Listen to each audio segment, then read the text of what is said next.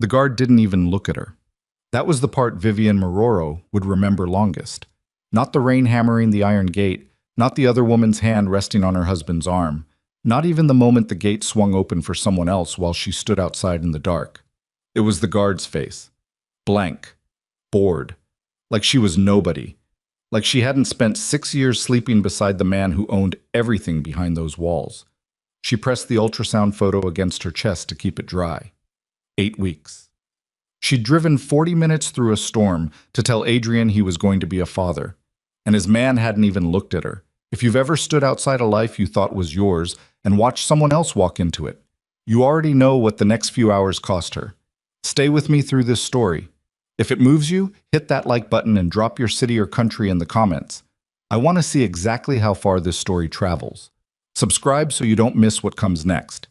Because what happened to Vivian Maroro after that gate closed is something nobody should have to survive alone. The storm had started around 7. Vivian had been sitting in the clinic waiting room when the first thunderclap rolled across the city, rattling the frosted glass partition between her and the receptionist's desk. She hadn't planned to get the ultrasound that day. She'd gone in for fatigue, weeks of it, the bone-deep kind that made her feel like she was moving through water. The clinic was quiet, almost empty.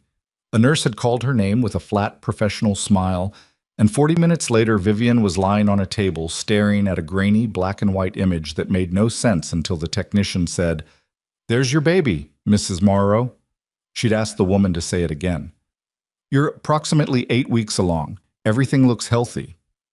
Vivian had held the printed image in both hands in the clinic parking lot while rain started to fall and her phone buzzed with 17 unanswered messages from the charity event she was supposed to attend that evening. She ignored all of them. She sat there for a long time. She and Adrian hadn't talked, really talked, not the kind that happened over dinner with other people watching, in close to 3 months. But this changed things. This had to change things. She made the decision quickly, the way people make decisions when they're afraid that if they stop to think they'll lose their nerve. She would go to him directly. Not a call. Not a text that he'd read between meetings and respond to with a single word. She would go to the estate, find him before whatever function he had that evening, and tell him face to face. They were still married. He still came home to her 2 or 3 nights a week, moving quietly through rooms she'd decorated while he'd been away on business, eating meals she no longer waited up to share. The marriage had grown cold in the way that some fires go cold, not all at once, but gradually, one untended hour at a time, until you realize one morning that there's nothing left but ash. But this was different. A child. His child. Their child. She drove through the storm with both hands on the wheel and the ultrasound image tucked carefully inside her coat against her chest, close to her heartbeat, as if proximity could protect it. The Marrow estate sat behind a 12-foot iron gate at the end of a private road that the city hadn't bothered to repave in years. Vivian had come and gone through that gate hundreds of times. She knew both of the overnight guards by name. One of them had a daughter starting middle school. She'd bought the girl a backpack last spring because he'd mentioned the family was stretched thin. These were things Vivian noticed. Adrian had not. The guard on duty that night was not someone she recognized. He was young, thick-necked, wearing a rain slicker that hadn't been there long enough to get properly wet. He stepped out of the gatehouse and looked at her car with the expression of someone who'd been told very specifically what to watch for. She rolled down the window. Rain came in immediately, soaking her sleeve. "I'm Vivian Maroro," she said. "This is my home." He looked at her the way people look at problems they've already been given instructions for. "Mr. Maroro left orders that no unannounced visitors are to be admitted tonight, ma'am." "I'm not a visitor. I'm his wife." "Yes, ma'am." He said it without blinking. "His orders stand." She stared at him. The rain was loud against the roof of the car. "Can you call up to the house? Just tell him I'm here. Tell him I need 5 minutes." The guard looked at her for a moment, then looked away. He reached back into the gatehouse and picked up the phone. She watched his lips move. She couldn't hear what he said over the rain. He set the phone down and came back to the window. "Mr. Maroro says he's not available this evening and asks that you schedule a time through his office." The words landed like something thrown. Schedule a time. Through his office. To speak with her own husband. She didn't say anything. She couldn't find the sentence she needed, and the ones that came close were not things she was willing to say in front of a stranger. She sat there with rain coming through the window and the ultrasound photo pressing against her ribs and tried to breathe slowly. Then the headlights appeared behind her. Another car coming up the private road. Expensive. Black. Moving with the casual certainty of someone who'd never been told to wait. The gate swung open. Not for her. The gate hadn't moved for her. But now, because another car was coming, it swung wide and smooth on its hinges, and the young guard stepped back, and the black car rolled past Vivian's window so close she could have reached out and touched it. In the brief moment the car passed under the gate's security light, she saw them. Adrian in the back seat turned slightly toward the window, and beside him, her hand on his forearm, close enough that their shoulders touched, a woman Vivian didn't know. Dark hair. A red dress. Completely dry. The way people are when they've been somewhere warm and expected. Adrian didn't look out the window. Or maybe he did. Maybe he saw her and looked away. She would never know. The car moved through the gate swung closed again, and Vivian sat in the rain outside the house that had her name on the deed and felt something inside her go very, very quiet. She drove away. What else do you do? She got to the main road before her hands started shaking. She gripped the wheel tighter and told herself to hold it together for the highway. Just get to the highway, then figure out the rest. And she was so focused on keeping herself steady that she almost didn't notice the phone buzz on the passenger seat. She let it go the first time. The second time she glanced down at a red light and saw it wasn't a call, it was a text. Unknown number. The kind of number that reads as a string of zeros or shows up in your messages like it belongs to no one. Unknown. You shouldn't have come tonight. She looked at the screen for a long moment. Rain on the windshield. Red light turning green. The car behind her honked. She put the phone face down and drove. She'd been on the highway about 20 minutes when she noticed the steering. Small at first. A shimmy in the wheel that she told herself was the wet road, the wind, the way storms made everything feel unstable. Then it became something else. A pull to the right, insistent, like something was tugging the front end of the car toward the shoulder. She slowed down and the car shuddered. The tire blew before she could pull over all the way. The car lurched hard to the right. She fought it, both hands, both arms, whole body weight, and managed to slow it down rather than let it spin. It crossed the shoulder and stopped in the grass at the edge of the tree line, nose pointing toward the ditch, hazards clicking in the dark. Her forehead was against the steering wheel. She didn't remember putting it there. She sat up. She was shaking again, worse than before. She reached for her phone and started to dial roadside assistance, and then she saw the second text. Unknown. Leave the car. Walk toward the trees. You have about 90 seconds before he gets there. She looked up through the windshield. The highway was empty. Rain. Dark. The tree line 20 feet from the front bumper. Headlights appeared in the rearview mirror. Moving fast. Not decelerating. Not slowing down for a stranded motorist. Moving with the same deliberate certainty as the black car through the gate. She grabbed her coat and the ultrasound photo. She didn't think about it, just grabbed them, and got out of the car. The wind hit her the second she opened the door, cold and sideways and brutal. She ducked her head and ran toward the trees, and she heard the other car stop behind her, heard the door open, and then she was in the trees and the rain was different here, still loud, hitting leaves instead of asphalt. And she kept running without looking back. She heard footsteps. Heavy. Not panicked, not searching. Purposeful. Someone who knew this terrain. She veered left, away from the sound, and the underbrush grabbed at her ankles and she tripped once and caught herself on a tree trunk and kept going. Her coat was soaked through. Her shoes were not made for this. She pressed the ultrasound photo harder against her chest and ran. She ran until she couldn't hear the footsteps anymore. Until she couldn't hear the highway. Until the only sounds were rain and her own breathing and the creak of trees in the wind. She stopped and leaned against a thick oak and pressed her back into it and tried not to make any sound at all. She was alone in the forest, 8 weeks pregnant, no working car, no one coming to find her. The phone in her pocket buzzed once more, and she pulled it out with trembling hands and looked at the screen. Unknown, smart girl. She turned the phone over and looked at the camera, looked directly at it, the way you look at something when you're trying to determine if it's looking back at you. Then she closed her eyes and held the photo against her chest and listened to the rain. This was the night Adrian Maroro's empire began to cost him everything he'd forgotten to value. He didn't know it yet. He was inside the house, pouring a drink, explaining to his senior advisor, Charles Whitman, why the evening had gone slightly off schedule. The woman in the red dress, Lena Cole, a corporate liaison Whitman had been quietly introducing into Adrian's public calendar for the past 5 months, was sitting in the drawing room with her shoes off, talking to nobody about nothing. Whitman poured his own drink and said, without looking up, "Your wife showed up at the gate." Adrian looked at him. "Turned her away," Whitman said. "Like you asked. I asked that visitors not be admitted. She's not exactly a resident at this point, is she?" It wasn't a question. Whitman said it the way you say something you've been saying slowly and carefully for months, one casual comment at a time, until it becomes the way the other person thinks about the world. He'd had practice. He was good at it. Adrian didn't respond to that. He looked at the window, at the rain on the glass, and thought about the expression on his wife's face the last time he'd actually seen her.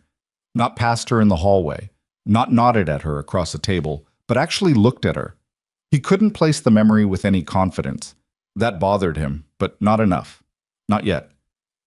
"Did she say why she came?" "No." Adrian nodded and drank. 40 miles away, Vivian Morrow was pressing herself against an oak tree in the dark, trying to hear if anyone was coming, while the rain soaked the ultrasound photo through her coat. The next text came at 11:47 p.m. It came to Adrian's private line, the number known to fewer than 6 people on Earth. And it was a photograph. His wife's car on the highway shoulder. Hazard lights. Driver door still open. Taken from close range, probably within the last hour. Beneath the photograph, 3 words. "Your wife ran." Adrian looked at the image for 4 seconds. Then he called Marcus. Marcus picked up on the first ring. He always did. 12 years working for Adrian Maroro had trained him to sleep lightly and answer fast. "Talk to me." "Vivian's car is on the 42 highway. Abandoned. I need people there in the next 10 minutes. A pause. "Not surprised that..." Marcus didn't do surprise. Calculation. "How do you know?" "Someone sent me a photo." "Of her car?" "Yes." "That's not a good photo to receive." Another pause. "Are we treating this as hostile?" Adrian was already moving, pulling on his jacket with one hand, the phone pressed to his shoulder. "We're treating this as whatever gets her found fastest. Call Ren." "At midnight." "Call Ren." Marcus called Ren. Elias Ren was the kind of person you only needed to call once, at midnight or any other hour, as long as what you needed was to find someone who didn't want to be found. He'd spent 11 years in private tracking before Adrian's organization had offered him a contract that was, by his own accounting, too interesting to refuse. He was short, quiet, and wore the same kind of boots regardless of weather. He was at the highway site within 14 minutes of Marcus's call. By the time Adrian arrived, Rin was already at the tree line with a light. The troopers were there too, a pair of state patrol cars called in by a passing motorist who'd spotted the abandoned vehicle. They were polite to Adrian in the way that people are polite to very powerful men at 1 in the morning, which is to say, carefully. They told him what they knew, which wasn't much. Abandoned vehicle.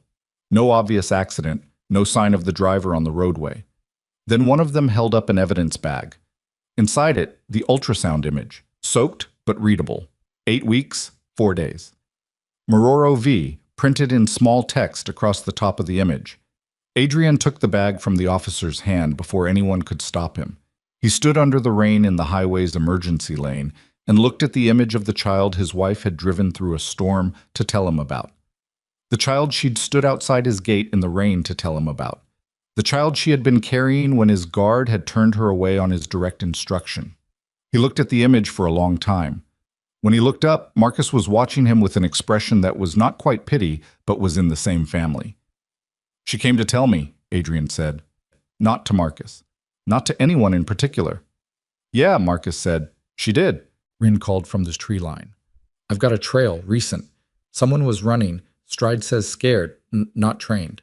Whoever came in after her had different boots. Heavier. They knew the terrain." Adrian walked toward the trees. "There's more," Ren said. He crouched and lit the ground with his beam. "Tire damage on the car. Not a blowout. Deliberate. The valve stem was crimped. Whoever did it wanted the tire to fail at speed, on the highway, far enough from the city that she'd be isolated. Adrian looked at the damaged tire. He looked at the tree line. He looked at the image in the evidence bag. Something inside him shifted. Not guilt. Not yet. Not the full weight of it. But the first cold understanding that everything that had happened tonight had been designed, engineered. Not an accident of his negligence, but a machinery that someone had built and aimed directly at the people he hadn't been paying attention to protecting. He turned to Marcus. Find her. Use everything. Already started, Marcus said. The rain kept falling. Somewhere in the dark beyond the tree line, Vivian Morrow was still moving, still holding the photo against her chest, still putting distance between herself and the sound she thought she'd heard. She didn't know her husband was standing at the edge of the forest, looking into it. She didn't know he was standing there with her child's first photograph in his hands, finally, at the worst possible moment, beginning to understand what he had lost. Wren found the second set of boot prints 40 meters into the tree line and didn't say anything for a long moment. He just crouched there in the mud with his flashlight angled low and let the silence do the work. Adrian stood behind him. He'd stopped moving the moment Wren stopped moving, which was something he'd learned early. When a tracker goes still, you go still. You don't ask questions, you wait. 2 sets, Wren said finally. Hers, here, lighter, irregular. She was stumbling, changing direction. Whoever was behind her. He shifted the light to the right. These. Size 12, deep heel impression, consistent spacing. He wasn't running. He was walking. Walking. He knew where she'd come out. He was hurting her. Adrian looked at the second set of prints. The deliberate, unhurried depth of them. Someone who wasn't afraid of losing her because they knew the terrain better than she did. Someone who'd planned this the way you plan a hunt. Not chasing, but positioning. Where does she come out if she keeps going straight? Adrian asked. Old Mill Road, maybe 2 miles. There's nothing out there after midnight. Which means someone was waiting. Wren looked up at him. Maybe still is.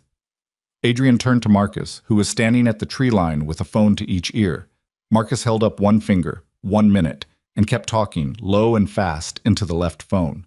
Adrian watched him and felt the particular frustration of being the most powerful man in a situation and still being unable to move faster than information traveled. Marcus lowered both phones. I've got 4 teams pulling in from the north side. Wren's people are covering the mill road. State police are. Tell the state police to hold the perimeter. They don't go in. Marcus didn't argue. He relayed the instruction with the flat efficiency of someone who'd stopped second-guessing Adrian's decisions 8 years ago. Then he said, There's something else. Adrian waited. The text that was sent to your private line. Our tech team ran the origin point. It bounced through 3 relays, but the first ping, before they scrambled it, came from inside the estate. The rain was still falling. Adrian felt it on the back of his neck and didn't move. Inside, he said, within the property boundary. Could be the gatehouse, could be the main building. We can't narrow it further until we're back on site. Adrian thought about the guard at the gate. Thick-necked. Young. Wearing a rain slicker that hadn't been there long enough to get wet. A face he didn't recognize. He thought about Charles Whitman saying, turned her away, like you asked, with the ease of a man reporting something routine. He said, lock down the estate, nobody in or out. I want every device on the property imaged before anyone gets a chance to wipe. Marcus was already dialing. They went into the forest. Wren led. Adrian followed 3 steps back. 2 of Marcus's men came behind them, quiet enough that Adrian occasionally forgot they were there.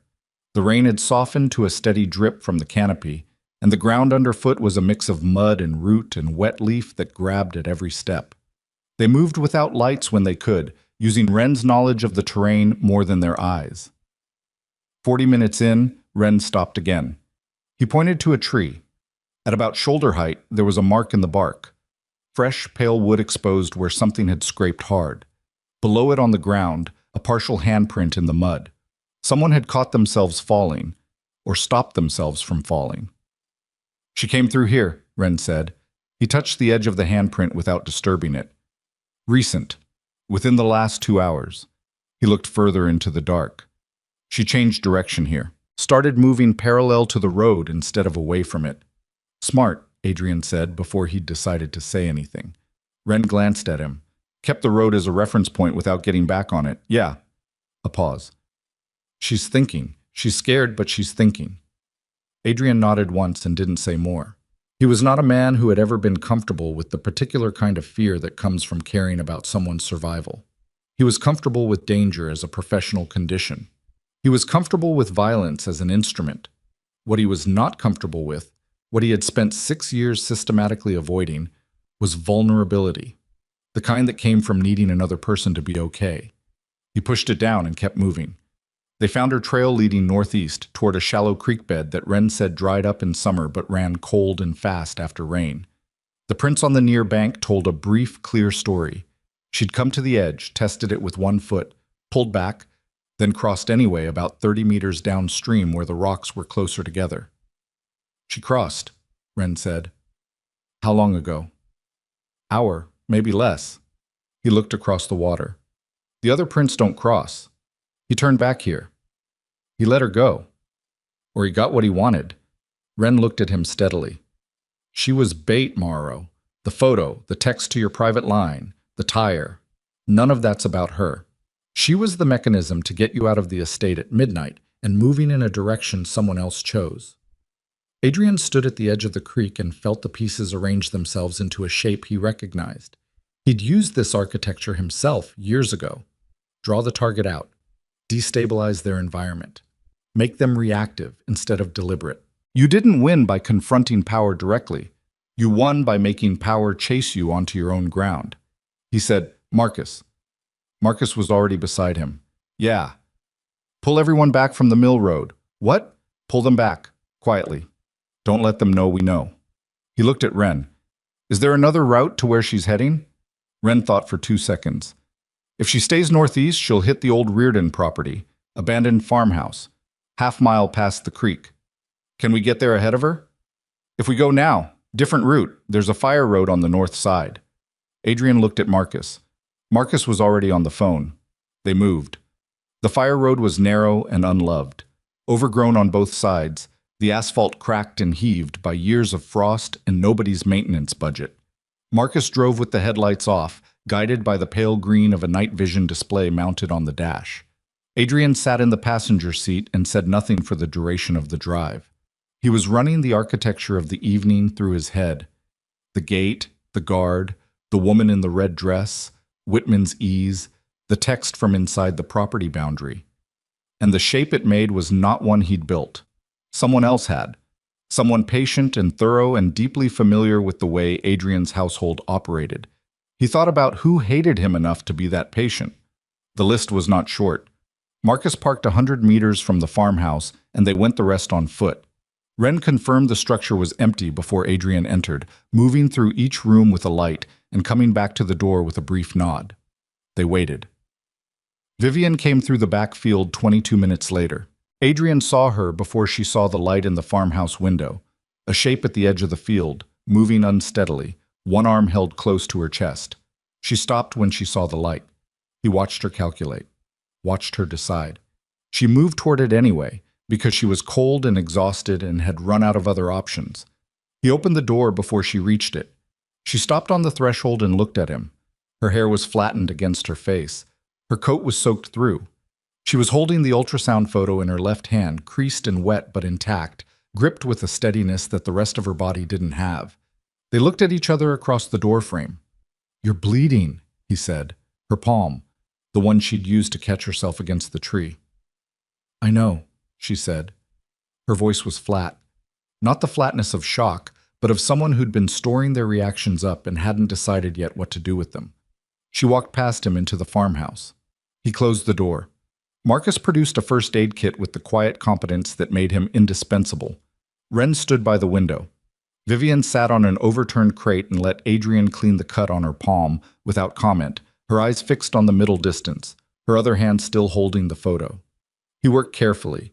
He was not naturally gentle. It was a practice thing, measured out deliberately, like someone who'd learned gentleness late and applied it with concentration. When he was done, she said without looking at him, "You turned me away." "Yes. At the gate. I told them who I was." "I know. I came to tell you." She stopped, started again. I needed to tell you something and you turned me away. He looked at her. I know what you came to tell me. I found the photo in the car. She looked at him then, for the first time since she'd walked through the door, full eye contact. He'd forgotten how direct her gaze was. He'd spent 6 years looking at this woman across tables, across rooms, across the particular distance that accumulates between two people who stop fighting and start simply existing in separate lanes. And he'd forgotten that her eyes didn't give you anywhere to hide. You found it in the car, she said. Yes. In an evidence bag. Yes. She looked down at the photo in her hand. I held on to it for 4 hours in the forest because I was afraid of losing it. A pause. Funny. He didn't say anything. There was nothing to say that wouldn't make it worse. She looked up again. Who did this? I don't know yet. Best guess. He hesitated. Not because he didn't have one, but because giving her his best guess meant giving her the full picture. And the full picture included the information that the attack had originated inside his own organization. That someone who sat at his table, who used his resources, who'd had access to his household for months, had looked at Vivian and seen a usable thing. Someone who knows my operation, he said. Someone patient. They've been building toward this for a while. How long is a while? Maybe months. She absorbed this. Her face didn't change much. She'd always processed things inward, which he'd once mistaken for calm. So while I was being, managed out of your life, that someone was doing it on purpose. Parts of it were done on purpose. I haven't determined how much. Meaning some of it was just you. The word sat in the room. Yes, he said. Some of it was just me. She nodded slowly, the way you nod when someone confirms something you already knew but needed to hear said out loud.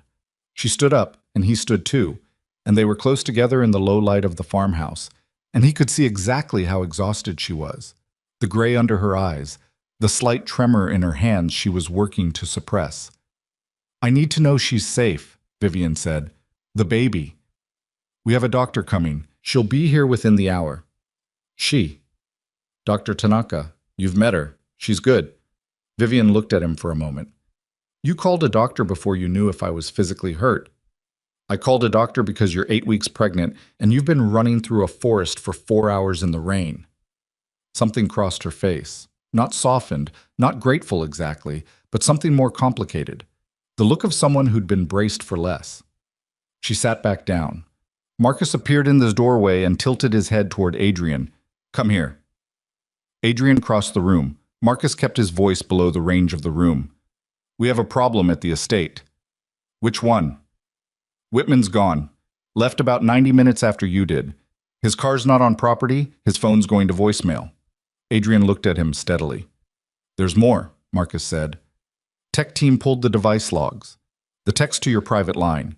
It came from a burner that was registered to a shell company. Shell company traces back through 4 layers to a holding entity that your senior legal team uses for property management. He paused. Specifically, the properties that Whitman oversees. Adrian was quiet for a moment. In the background, he could hear Vivian turning the pages of something. She'd found a water-damaged paperback on a shelf and was turning pages without reading them, the way people do when they need their hands busy. Whitman, he said. It's not just the text, Marcus said.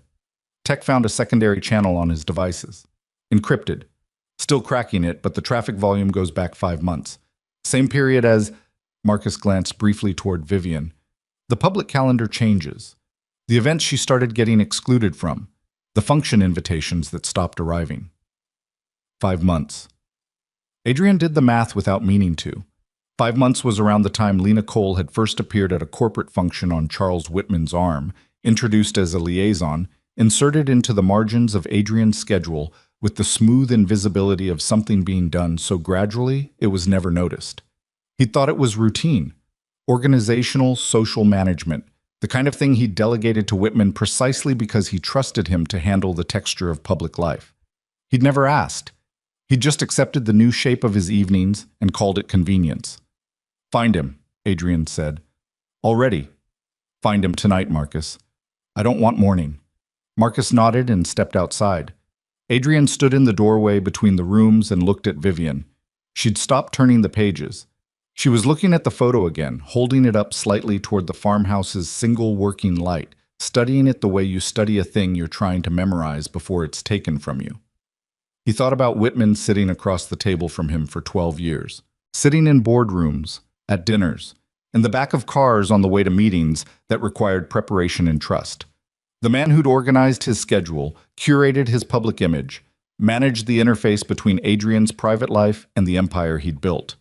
The man who'd said, with complete ease, turned her away, like you asked. The man who'd spent 5 months quietly dismantling his marriage and calling it management. There was a particular quality to the anger that came up now, different from the operational anger that had driven the last 4 hours. This one had weight to it. History. The kind of anger that comes when you realize the damage was done not by an enemy, but by someone eating at your table. He went back to the main room and sat down across from Vivian. She looked at him. "There's something I have to tell you," he said, "about the last 5 months." "I assumed," she said quietly. "Not all of it was me pulling back. Some of it was manufactured.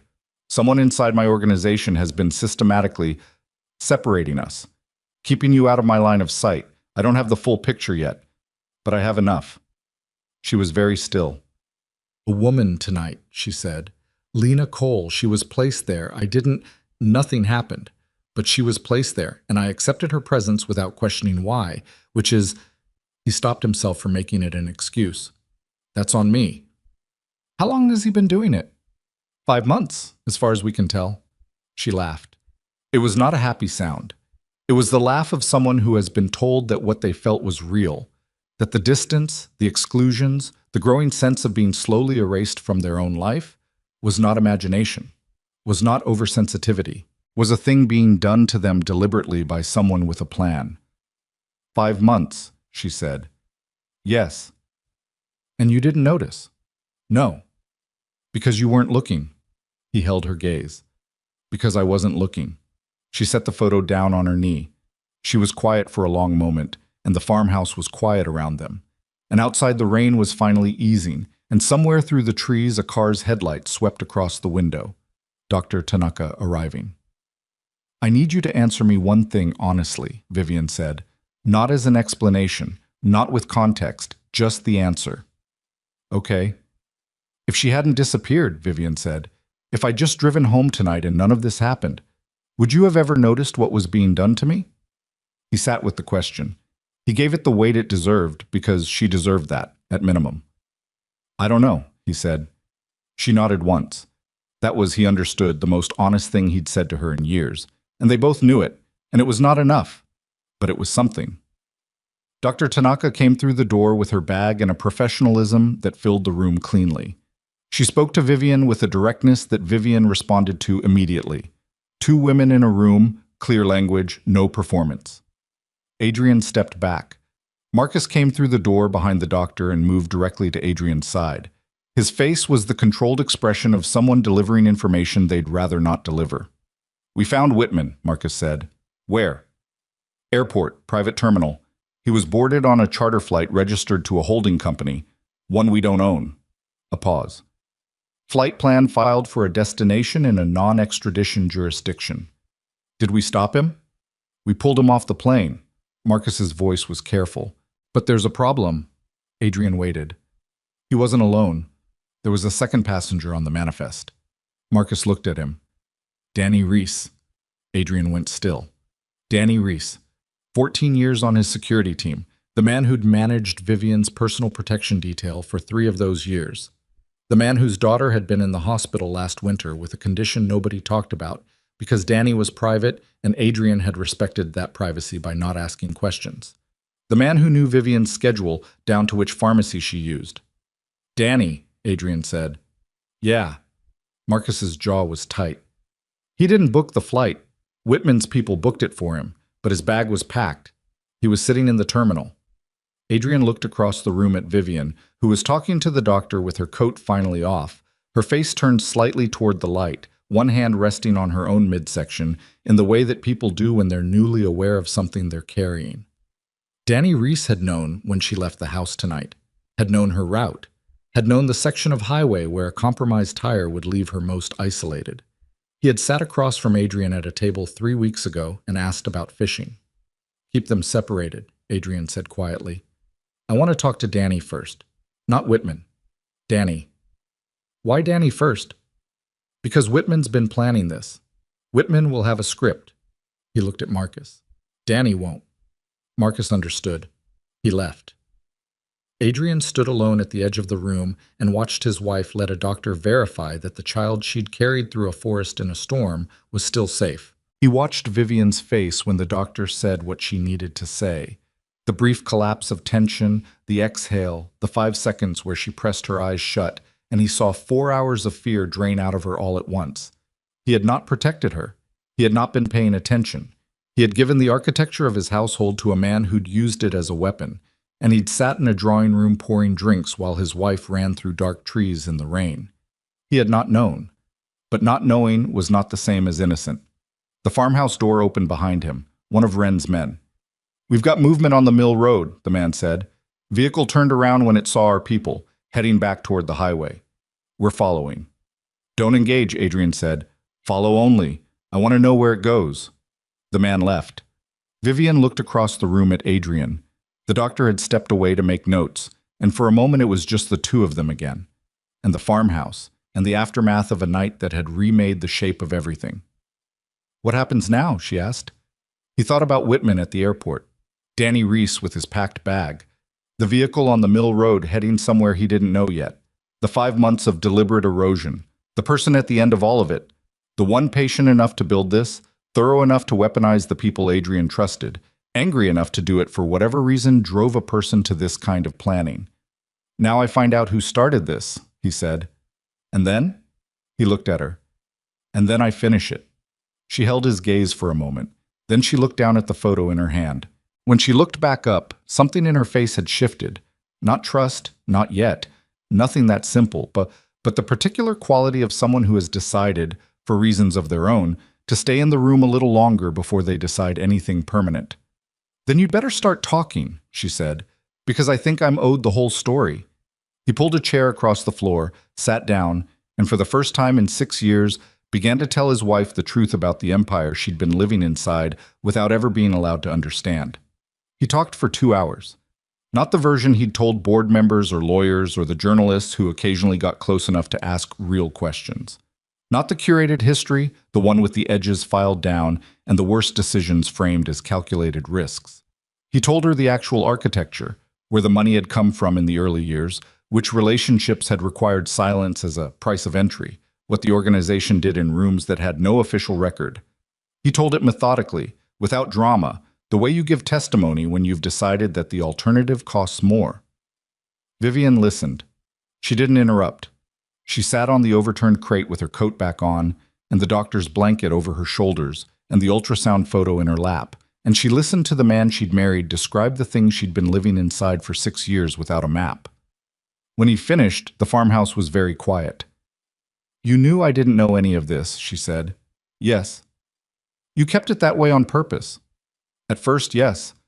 Later, he stopped. Later, I told myself it was protection, keeping you separate from the parts that were dangerous. But it wasn't protection. No, it was control. It's easier to control something you can keep divided. He said it without softening it. I know the difference. I've known for a while. She looked at him for a long time. Who is Piers Voss? The name landed differently than he expected. Not because she shouldn't know it. She'd earned the right to every name tonight, but because hearing it spoken in her voice, in this farmhouse, made it real in a way it hadn't been for the last several hours of operational response. Where did you hear that name, he said. The texts. On my phone, before the car, before everything.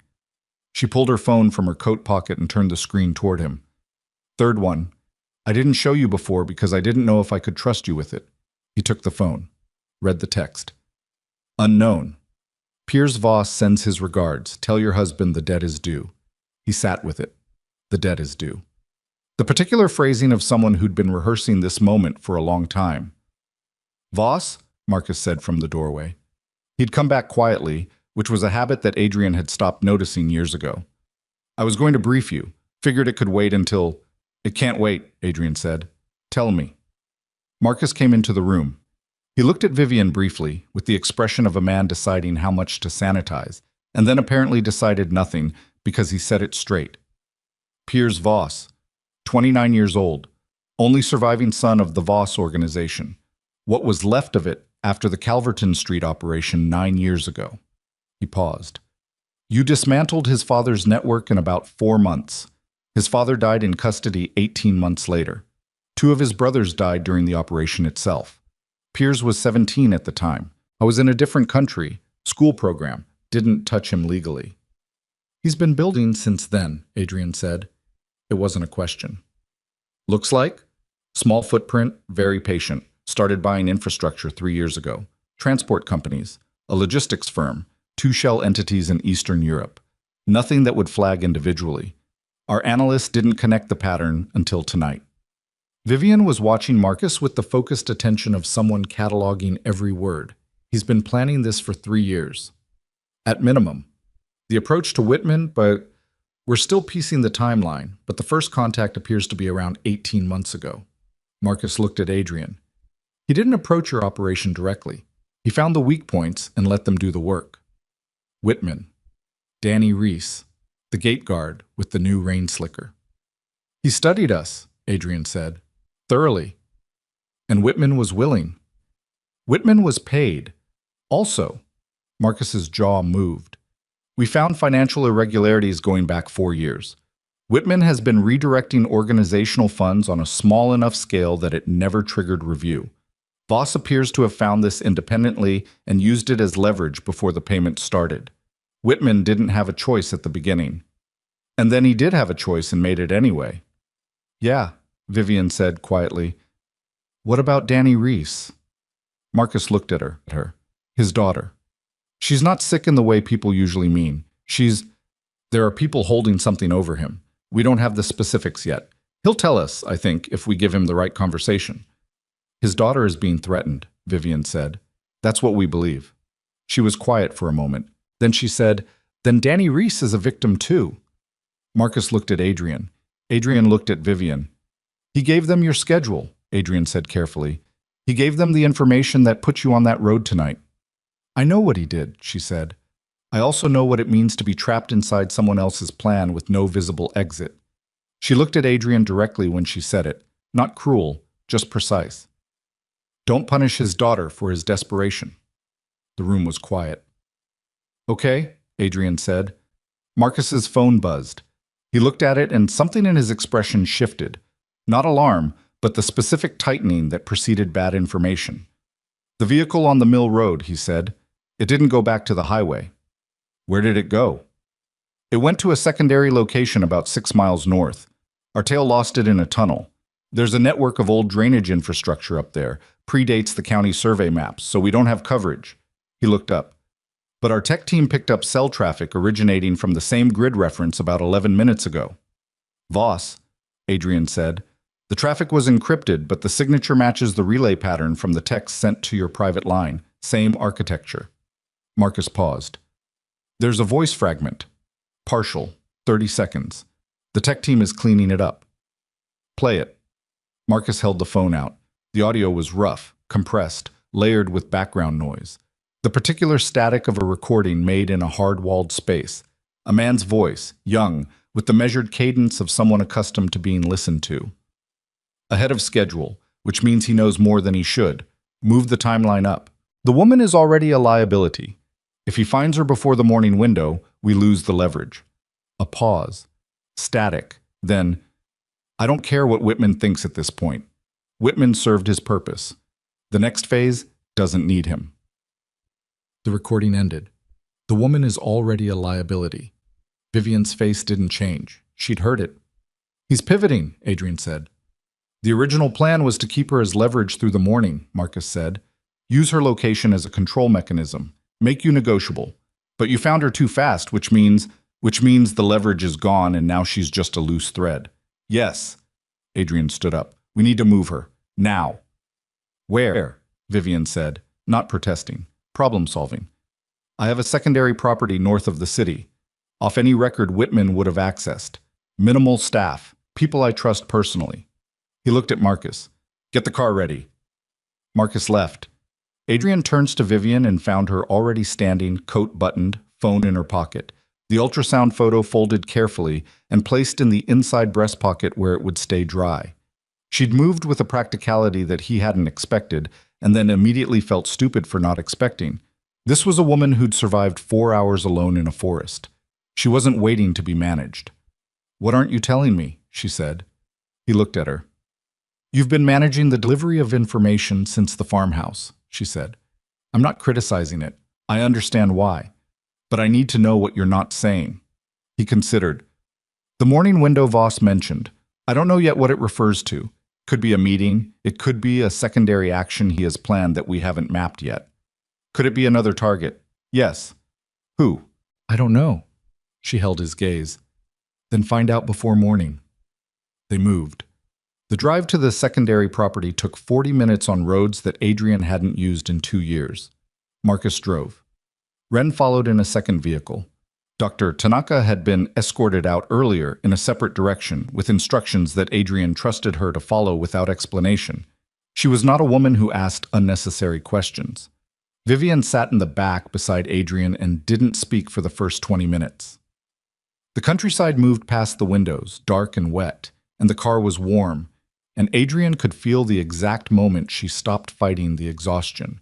Her shoulder dropped slightly toward him, then caught itself, then dropped again. He said nothing. He didn't move toward her. He let her rest at whatever angle she could manage without it meaning anything she hadn't decided it meant. His phone rang at 3:40 a.m. The number was one he didn't recognize, which meant either it was a burner or it was someone new, and at 3:40 a.m. after this particular night, both options were equally likely to be bad. He answered. "Adrian Marroro," the voice from the audio fragment, younger in person, or on the phone, which amounted to the same thing. Controlled, but with a sharpness underneath. Someone who'd been waiting a long time to make this call and was managing their own impatience. Vivian opened her eyes. She'd heard it. She looked at Adrian, and he tilted the phone slightly so she could hear. "Voss," Adrian said, "you're faster than I planned for." Not a compliment. An adjustment. It changes some things, not the outcome. "What do you want?" "What I want," Piers Voss said, "is for you to understand what the next 24 hours cost you if you keep moving the way you're moving." A pause. "I'm not interested in your wife. I want you to know that clearly. She was a tool. The tool became unnecessary. She can go home." That's generous. It's accurate. What I'm interested in is the Calverton account, the one your lawyers buried in 2019 under a shell structure that happened to absorb about $40 million that belonged to people who aren't around to claim it anymore. My father's people. Adrian said nothing. "I've had 3 years and very good accountants," Voss said. "I know exactly what you took. I know exactly where it went. And I have documentation that your legal team does not know exists, because the person who built the shell structure for you decided about 18 months ago that his loyalty had a price." A beat. "Hello, Charles." The line was silent for 3 seconds. Then Whitman's voice, tight and strange. "I told you he'd find her before morning. I told you the timeline." "Charles," Voss said, with the patience of someone speaking to a subordinate who was embarrassing themselves, "you can stop." Silence. Adrian gripped the phone. In the front seat, Marcus had gone absolutely still. Vivian was watching Adrian's face with the attention of someone reading terrain. "Here's the shape of it," Voss said. "You stop the search.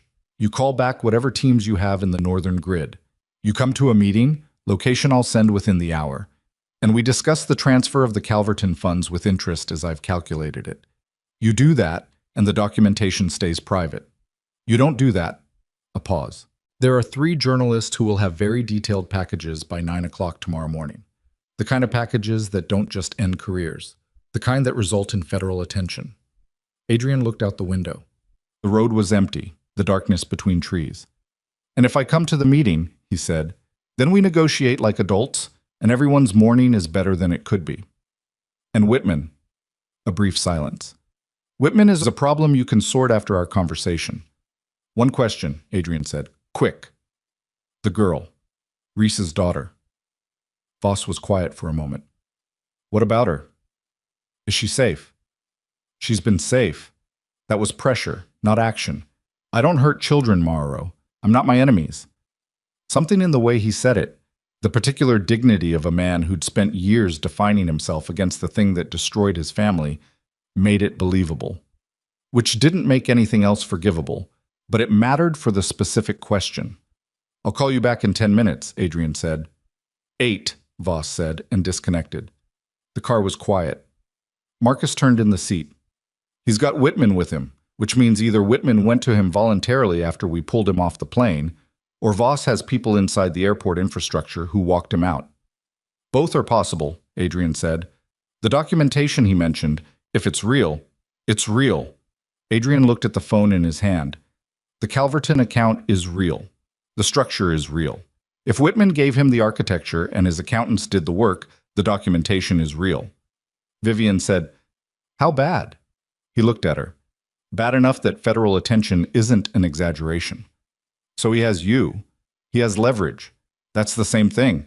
She wasn't saying it cruelly. She was being precise again, which he was beginning to understand was how she handled fear.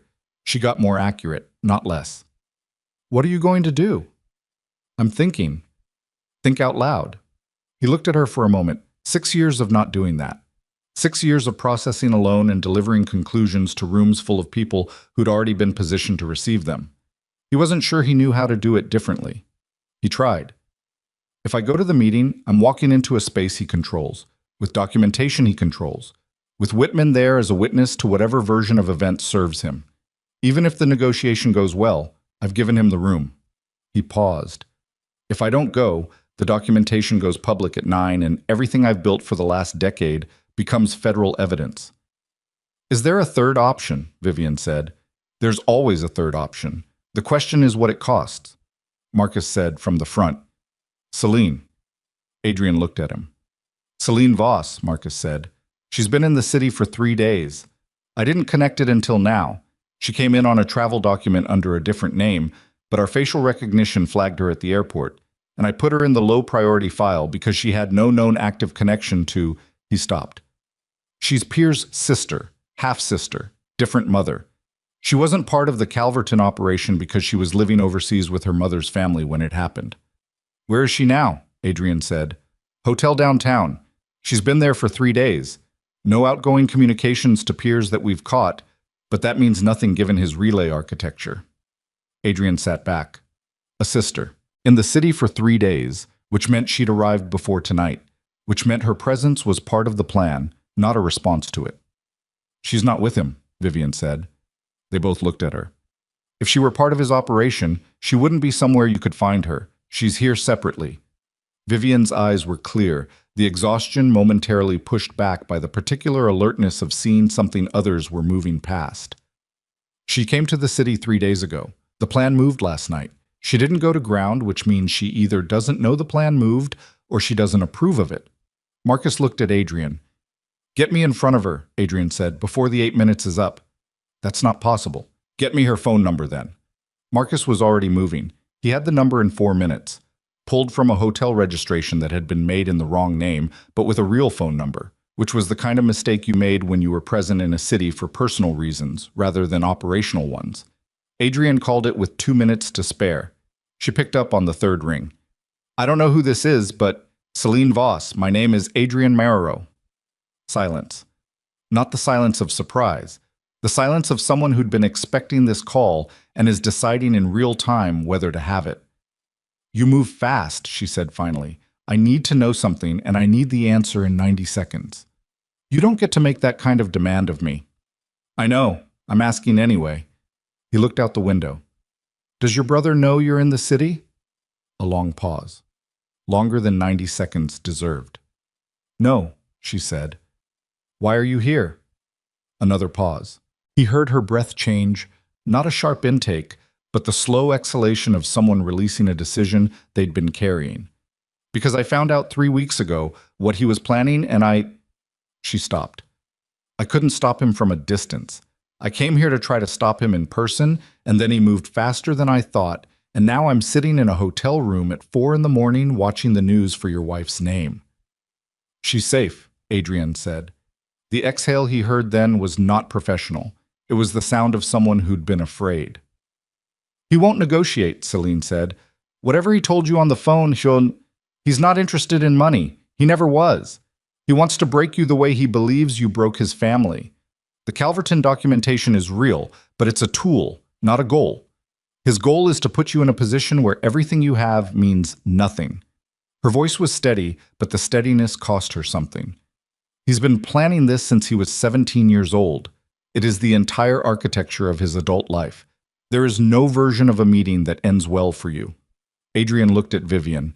Vivian was looking at him with an expression he recognized from long ago, the early years before the distance had built up, when she used to sit across from him and see him think, not manage him, not wait for his conclusions, just watch him work through something real and stay present for it.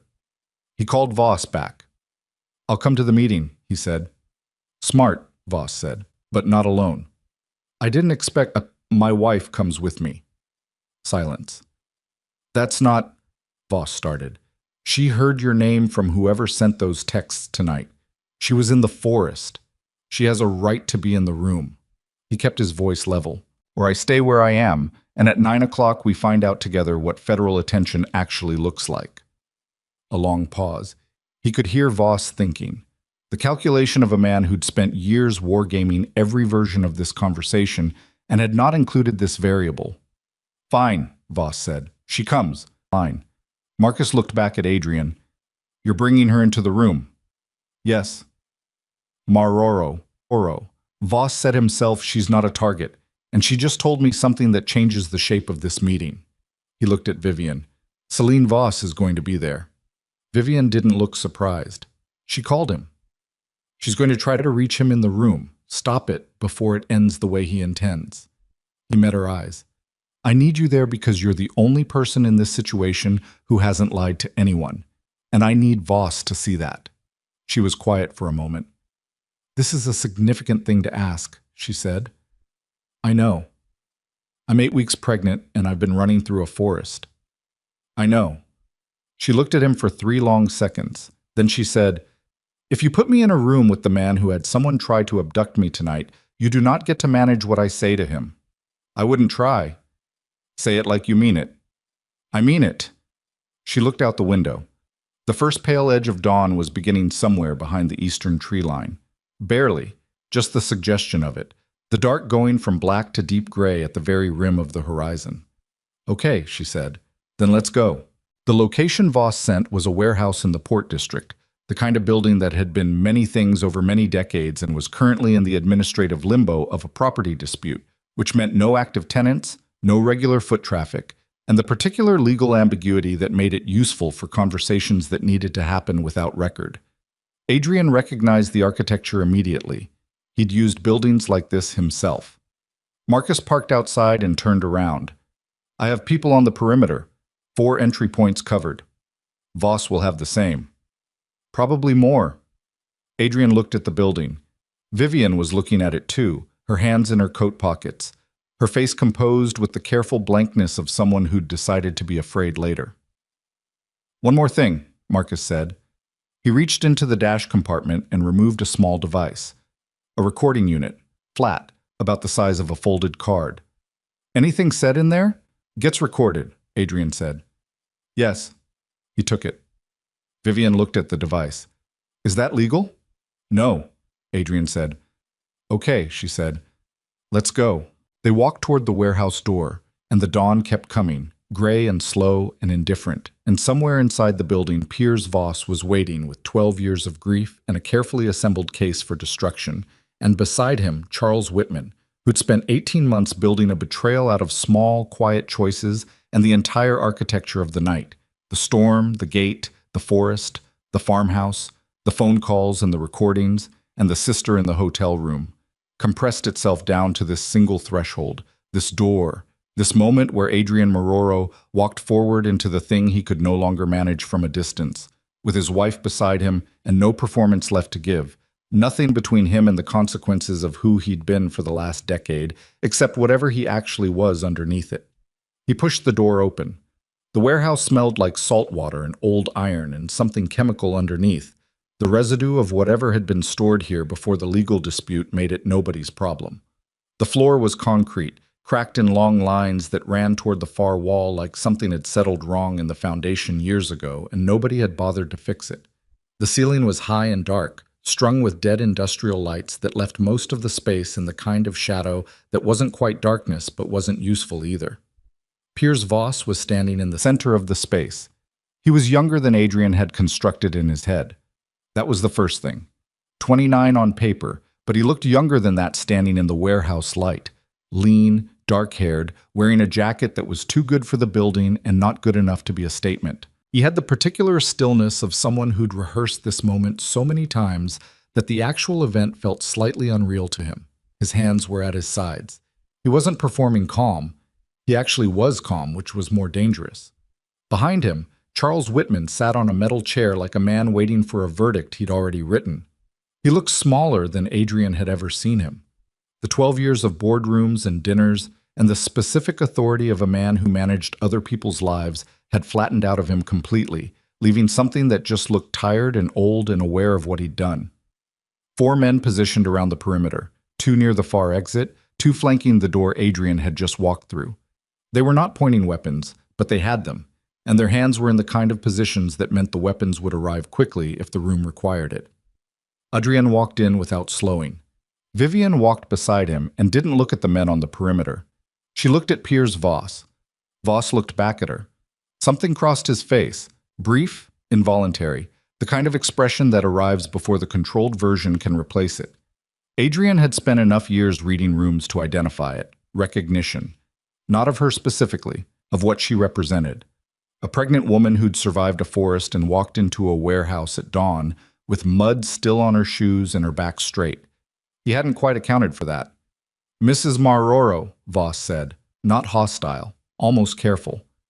"Mr. Voss?" Vivian said. A beat. Voss looked at Adrian. "I said she could come. I didn't expect her to be—" He paused. "Functional?" Vivian said. Voss said nothing. Adrian stopped about 8 feet from him. The distance of a conversation, you're not sure will stay a conversation. "You wanted a meeting." "I wanted resolution," Voss said. He reached into his jacket, slow, deliberate, showing the gesture, and produced a phone. He turned the screen outward. A document. Dense text, financial data, account structures. "You know what this is." "Yes." $43 million. My father's operations. Absorbed by a shell entity that your lawyers created in 2019. Laundered through 2 property transactions and a charitable trust. He kept the phone level. Clean enough that it took 3 years and the help of the man who built it to reconstruct. His eyes moved to Whitman briefly. "Charles was very thorough, in your service and in mine." "Whitman gave you the documentation," Adrian said. "Whitman gave me the key. My people did the reconstruction." He lowered the phone. "I'm not here to extort you. I want you to understand that. I don't want the money back. Money is not the point. I want you to stand in front of me and acknowledge what you took." The warehouse was quiet. Somewhere in the ceiling's infrastructure, water was dripping from last night's rain, slow and irregular. "And if I do that," Adrian said, "what happens to the documentation?" "It goes to federal authorities regardless," Voss said. It came out clean, no hesitation. "I told you on the phone that was conditional. It's not. I lied. The packages go out at 9, regardless of what happens in this room." Adrian looked at him. "I told you what you needed to hear to get you here," Voss said. "I needed you in this room, in this building. I needed you to have walked through that door." He glanced at the men on the perimeter. The negotiation was never real. The room changed. The 4 perimeter men shifted, small movements, weight redistributing, the choreography of people who'd been waiting for a signal. Adrian did not move.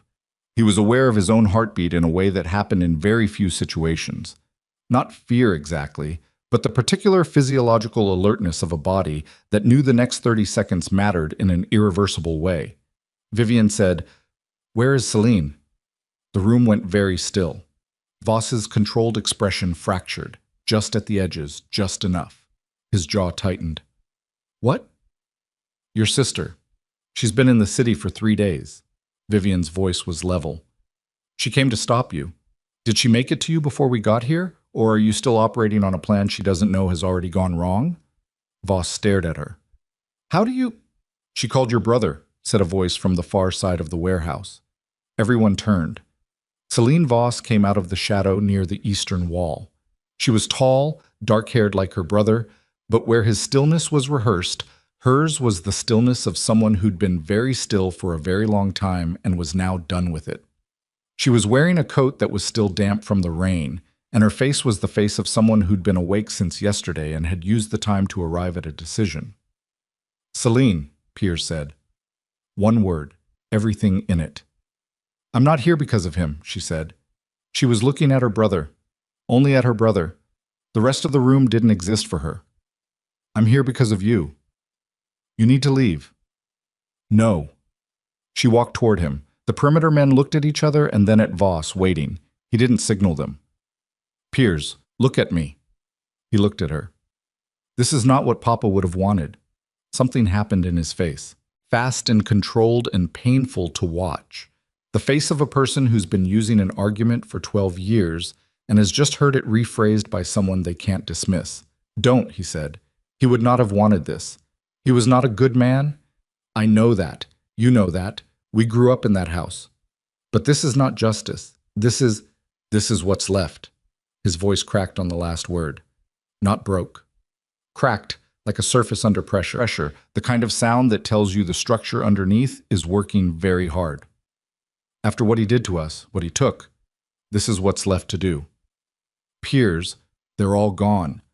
The control came back, harder now, layered over something raw. Marco is gone. Father is gone. And you want me to walk away from the one person responsible and call it, I want you to stop making their deaths into a reason to destroy your own life. Her voice didn't rise. She stepped closer to him. You've been planning this since you were 17. You have given 12 years to this. 12 years, Piers. What comes after? What is the actual day after this? Where does Piers Voss go when Adrian Maroro is finished? He didn't answer. You don't have an answer, she said, because there is no plan for after. There's only this, and then nothing. That's not justice. That's a different kind of dying. The warehouse was very quiet. Adrian watched Piers Voss stand inside his sister's words, watched him resist them, physically, the slight tilt of his jaw, the press of his mouth, the years-old architecture of his resolve trying to hold. I was 29, and he'd given the last 12 years to a single direction, and now a woman who loved him was standing in a warehouse at dawn, telling him there was nothing past the horizon he'd been walking toward. Adrian said, I took the money. Everyone looked at him. Your father's 43 million. I took it, and I buried it in a structure designed to be unrecoverable, and I told myself it was a consequence of the work, and not something I'd chosen. He held Voss's gaze. I chose it. I looked at what was left of your family's operation, and I decided the money was mine to take. That's the truth. Voss stared at him. I'm not saying it to satisfy you, Adrian said. I'm saying it because your sister asked me to be honest in this room, and that's the honest thing. He paused. I'm also not going to stand here and let you burn down what's left of my life to compensate for it. Those are two separate things. You don't get to separate them. Piers. Celine's hand went to her brother's arm. He shook her off. Not violently. The way you shake off someone who's touching the exact point that hurts. He turned away, 2 steps toward the far wall, his back to the room, and stood there with his hands at his sides. Adrian looked at Whitman. Whitman was already looking back at him. His face was the face of a man who knew precisely which moment of his life he was living in. Charles, Adrian said. Whitman stood up slowly. He moved like someone who'd been sitting too long, or like someone for whom standing had become a different proposition than it used to be. He was 61 years old, and he looked it, which he hadn't when Adrian had poured drinks with him at the estate 12 hours ago. The documentation, Adrian said. Where's the original source data? Server, Whitman said. His voice was flat and small. Voss's people have it.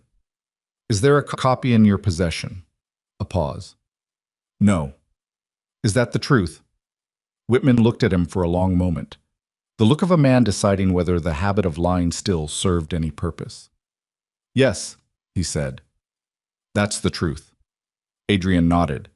He looked at Marcus, who was standing just inside the door, and gave a single small motion with his left hand.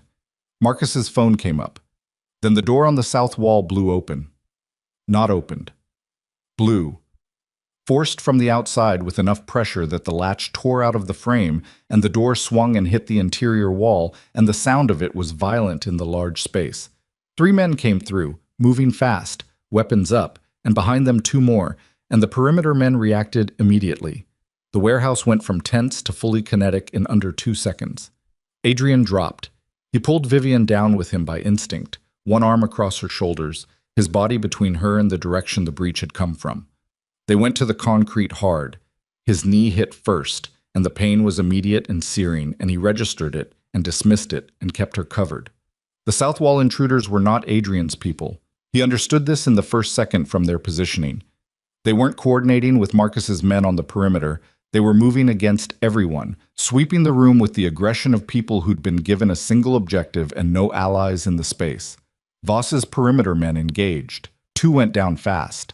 A third got behind a steel support column and exchanged fire with the intruders, while the sound in the enclosed warehouse was enormous. Not the cinematic crack of weapons in open space, but the physical compression of gunfire in a hard-walled building, the kind that hits your chest and rings in your ears and makes clear thinking harder. Adrian stayed low and pulled Vivian toward the eastern wall, moving on his knees and one hand, keeping his body between her and the center of the room. She was moving with him. Not frozen, not resisting, moving fast and low with her arm across her stomach in the instinctive protective gesture that cost him something to see. "East door," he said into her ear. Not a shout. Direct. Close. "Is it clear?" He looked. Ren's man had come through the eastern wall 20 seconds after the south breach. Pre-planned, the coordination working. He caught Adrian's eye and held up 3 fingers. 3 cleared. "Go," Adrian said. "Ren's man, east, don't stop." She went. She moved across the wall fast and low and didn't look back, which was the right thing to do, and also the thing that cost him something in his chest that he didn't have time for. He turned back to the room. Piers Voss was at the center, not moving. He hadn't taken cover. He was standing in the open space of the warehouse with gunfire happening around him, looking at the south wall breach with an expression of pure confusion. The confusion of someone whose plan has been interrupted by a variable they didn't introduce. "These aren't your people," Adrian said. He'd moved to the column cover, getting close to Voss. "Who else knew about this meeting?" "Nobody," Voss said. "Whitman, my 4 people." "Whitman," Adrian said. They both looked at the chair. The chair was empty. In the chaos of the breach, in the 2 seconds when every eye went to the south door, Charles Whitman had stood up and walked somewhere. Adrian turned in a fast arc and found him, near the north wall, moving toward a side door that wasn't marked on any layout Adrian had seen, moving with the specific purpose of someone who'd known that door was there before they entered the building. "Marcus!" Adrian shouted. Marcus was already across the room, cutting the angle.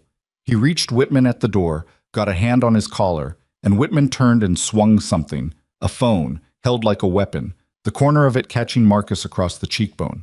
Marcus didn't go down. He grabbed Whitman's wrist and they grappled briefly and ungracefully against the wall. 2 men in their late 50s who'd both spent years in rooms rather than in physical confrontation, and it showed. Adrian crossed the space in 6 steps and put his hand flat on Whitman's chest and pushed him against the wall with enough force that the impact was audible. "Who else knew?" Adrian said. Whitman's face was red. His breathing was wrong, too fast, too shallow. "I don't—" "Who did you tell about this meeting, Charles?" "I didn't. I made one call." "Who?" "The documentation," Whitman said. The words came out in pieces. "There's a second package. I sent it, before the airport, before your people found me. I sent a second package to an address Voss didn't give me. Someone else. Someone who—" He stopped, swallowed. The particular silence of a man who's been holding something back and has just run out of reasons to hold it. "Someone who what?" Adrian said. "Someone who offered me more than Voss did," Whitman said. "If the meeting happened, if you were both in the same building." The South Wall intruders were not after Adrian. They were not after Voss. They were a cleanup crew sent to eliminate both of them simultaneously, in a building that would make the aftermath administratively complicated, sent by a third party that had been using both sides of this conflict as instruments toward its own end. Adrian let go of Whitman's collar, turned to the room. Voss was standing 3 feet away, and had clearly heard every word. Their eyes met. 12 years of enmity, compressed into 4 seconds of standing in the same building with the same problem. "How many in your crew?" Adrian said. "4. 2 are down." "I have 3 on the east side, 2 at the north exit." He looked toward the ongoing engagement near the south wall.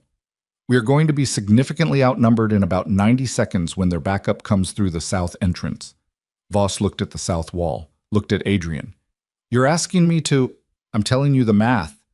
Adrian picked up a weapon from the floor beside a downed perimeter man, checked it, chambered, familiar in his hand in the way things from a previous life are. "What you do with it is your choice." Voss looked at him for one long second. Then he said something very quiet in a language Adrian didn't speak, which might have been a curse or a resolution or both, and bent down to the same fallen man and came up with the other weapon. What happened in the next 4 minutes was not tactical or elegant. It was loud and physically punishing, and the kind of thing that leaves marks on the body and on the memory in equal measure. Adrian moved through the south side of the warehouse with Marcus on his left, and Voss, which he would not have believed possible 20 minutes ago, covering the right angle, and they hit the second wave of intruders as they came through the blown door with the advantage of position rather than numbers. The fight was close enough to be personal. Adrian took a hit to the ribs, an elbow and a grapple, the kind that doesn't break anything but makes every subsequent breath a reminder. He kept moving. He couldn't afford to stop moving because stopping was the thing that ended you in a space like this. He moved, and he was efficient, and he did not think about anything except the next 2 seconds, which was the only way to function when the environment was entirely hostile. Marcus went down briefly, a hard shove into the metal column, his head hitting the steel, and Adrian grabbed him before he hit the floor and got him back to his feet, and Marcus shook his head once like a dog clearing water and kept going. Voss fought differently, tighter, more calculated, with the controlled precision of someone who'd been training for exactly this kind of close-quarter situation. He moved through the space without the anger Adrian would have expected from a man with his history, which was either discipline or dissociation, and Adrian didn't have time to determine which. It ended when the last standing intruder reached the south door and ran. Not retreating in any organized way, just ran, the decision made in the body before the mind got there, the instinctive assessment that the remaining risk wasn't worth it. The warehouse went quiet. The specific quiet of a space that was very loud 30 seconds ago. The ringing in Adrian's ears. The sound of his own breathing, harder than he'd admit. The drip of water from the ceiling, which had continued through everything indifferently. He looked around the room. Marcus was on his feet, one hand pressed to the back of his head, his face a mask of blood from the cheekbone where Whitman's phone had caught him. Voss was standing near the south wall, breathing hard, his jacket torn. 2 of his remaining men were upright. One of Marcus's east side team had a hand pressed to his upper arm. Whitman was on the floor in the corner. He'd sat down at some point and didn't appear to have gotten back up. Celine was against the eastern wall. She hadn't run. She was standing with her back flat against the concrete and her arms crossed, and her face was the face of someone who'd stayed in a burning building because leaving would have meant abandoning something they couldn't leave. She was looking at her brother. Piers Voss met her eyes across the smoke-hazed space. He was breathing hard, a cut above his eyebrow bleeding freely down the side of his face, his hand still holding the weapon he'd used. He looked at her with the expression of a man who has just done something alongside his enemy and doesn't know yet what that means about the architecture he's built his life on. Adrian walked to the center of the room. Everything hurt. The ribs, the knee from the fall, something in his left shoulder from the grapple. He breathed through it. "Whitman's third party," he said. He was talking to the room. "Whoever got the second package and sent the cleanup crew. I need a name." Whitman was still on the floor. "I don't know the name." "You sent a documentation package to an address, and you don't know who—" "I know the contact. I don't know the principal." Whitman looked up at him. He looked genuinely frightened now, which was a different thing from the tired resignation of earlier. "The contact is a man named Coulter. He runs a private intelligence firm downtown. But whoever's behind him, I was never given a name. The arrangement was always one step removed." "Coulter," Marcus said. He was already typing something with one hand, the other still at his head. Voss said from the south wall, "I know that name." Adrian looked at him. "Coulter approached me 8 months ago. Offered resources, access to certain surveillance infrastructure." Voss's voice was even, processing the information as he spoke. I declined. He had his own agenda, and I didn't want my operation as an instrument of it. A pause. He knows about the Calverton documentation because I turned him down, and he had enough access to my communications to understand what I was building. His jaw tightened. He's been letting me run this operation so he could use the ending. Use it how? Adrian said. Remove both of us from the board. 2 problems. 1 building, 1 incident. Voss looked at the south door. And he almost had it. Adrian stood in the center of the destroyed warehouse and felt the full shape of it. Not just the night, but the months before it, and the year before that, and the decision 9 years ago that had sent Piers Voss down a 12-year road toward this building, and the 5 months of Whitman's careful manipulation, and Danny Reese's daughter, and Vivian in the rain. And the way all of it had been seen and used by someone who hadn't bothered to involve themselves directly. Someone patient enough to let grief and betrayal do the work. Marcus's phone buzzed. He looked at it. His expression shifted. What? Adrian said. Vivian got to the east exit, Marcus said. Wren's people have her. A pause. She's okay. She's asking about you. Something released in his chest that he hadn't realized was wound that tight. Tell her I'm coming, he said. He looked at Piers Voss. Voss was looking back at him with the expression of a man at the exact inflection point of his life. The place where the direction he's been going meets the full cost of continuing. Celine walked from the eastern wall to her brother's side. She didn't say anything. She just stood next to him. Voss looked down at the weapon in his hand. He set it on the floor. He didn't make a speech about it. He just put it down. Adrian looked at Whitman. Get up, Charles. Whitman got up. You're going to tell us everything you know about Coulter, every contact, every communication, every piece of information you passed. And then you're going to tell the same thing to people who will record it officially. He walked toward the door. You don't have any more moves. You're done moving. Whitman nodded. He looked like a man who was on some level relieved to be done moving. Adrian pushed the east door open and the morning came in, gray and cold and smelling of wet concrete and the particular freshness that follows rain. And he walked out into it with his ribs aching and his knees stiff and the recording device still in his inside pocket. And 40 feet away across the gravel lot, Vivian was standing beside Wren's vehicle with a blanket someone had given her, and she turned when the door opened and looked at him the way you look at someone when you've been afraid they might not come through a door, and then they do. He walked toward her. She walked toward him. They met in the middle of the lot, and she looked at him, the blood on his jacket, the way he was holding his left side. And she put one hand flat on his chest, and he put his hand over hers, and they stood there in the gray morning light without saying anything, which was the most honest exchange they'd managed in 6 years. Then her face changed. The hand on his chest tightened. Coulter, she said. He looked at her. The name Whitman gave you. I've heard it before. She was remembering something, working it out in real time. 6 months ago, there was an event, one of the ones Whitman had me removed from the guest list for, but I was there briefly before I got the message. I saw Whitman talking to someone. She looked at Adrian directly. He introduced the man as a logistics consultant, but I heard his name, Coulter, and I saw his face. Adrian was very still. I can identify him, Vivian said. The gray morning hung around them. Somewhere behind them in the warehouse, Piers Voss was sitting with his sister and the wreckage of 12 years. Somewhere in the city, a man named Coulter was waiting to find out if his cleanup crew had finished the job. The job wasn't finished. Adrian looked at his wife, exhausted, mud-stained, 8 weeks pregnant, standing in a gravel lot at dawn, with information that changed the last move of this entire operation, and understood that the person who had been the most important person in this entire story had never been him. Tell me everything you remember, he said. She remembered the collar of his shirt. That was the detail she gave him first, standing in the gravel lot with the blanket around her shoulders and the morning coming up cold and gray. A white shirt, expensive, with a particular collar style that turned slightly at the point. She'd noticed it because she noticed clothes, had spent 6 years at events where clothes were a language, and this man's shirt had said money that predated taste. A man who'd been wealthy before he'd learned to perform wealth. She remembered his hands, heavy rings, both hands, which was unusual enough that she'd looked twice. She remembered the way he'd stood with Whitman, not like a client with a consultant, not like an equal with a peer, but the particular posture of a man who is accustomed to other people explaining themselves to him.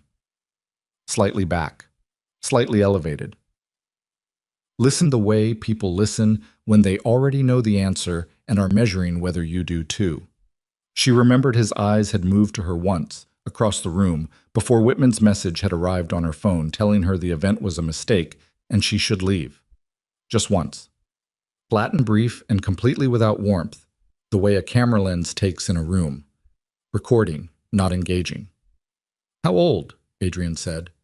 50, maybe 55. Gray at the temples. Not tall. Maybe 5'10". She pressed her eyes shut briefly, pulling it back.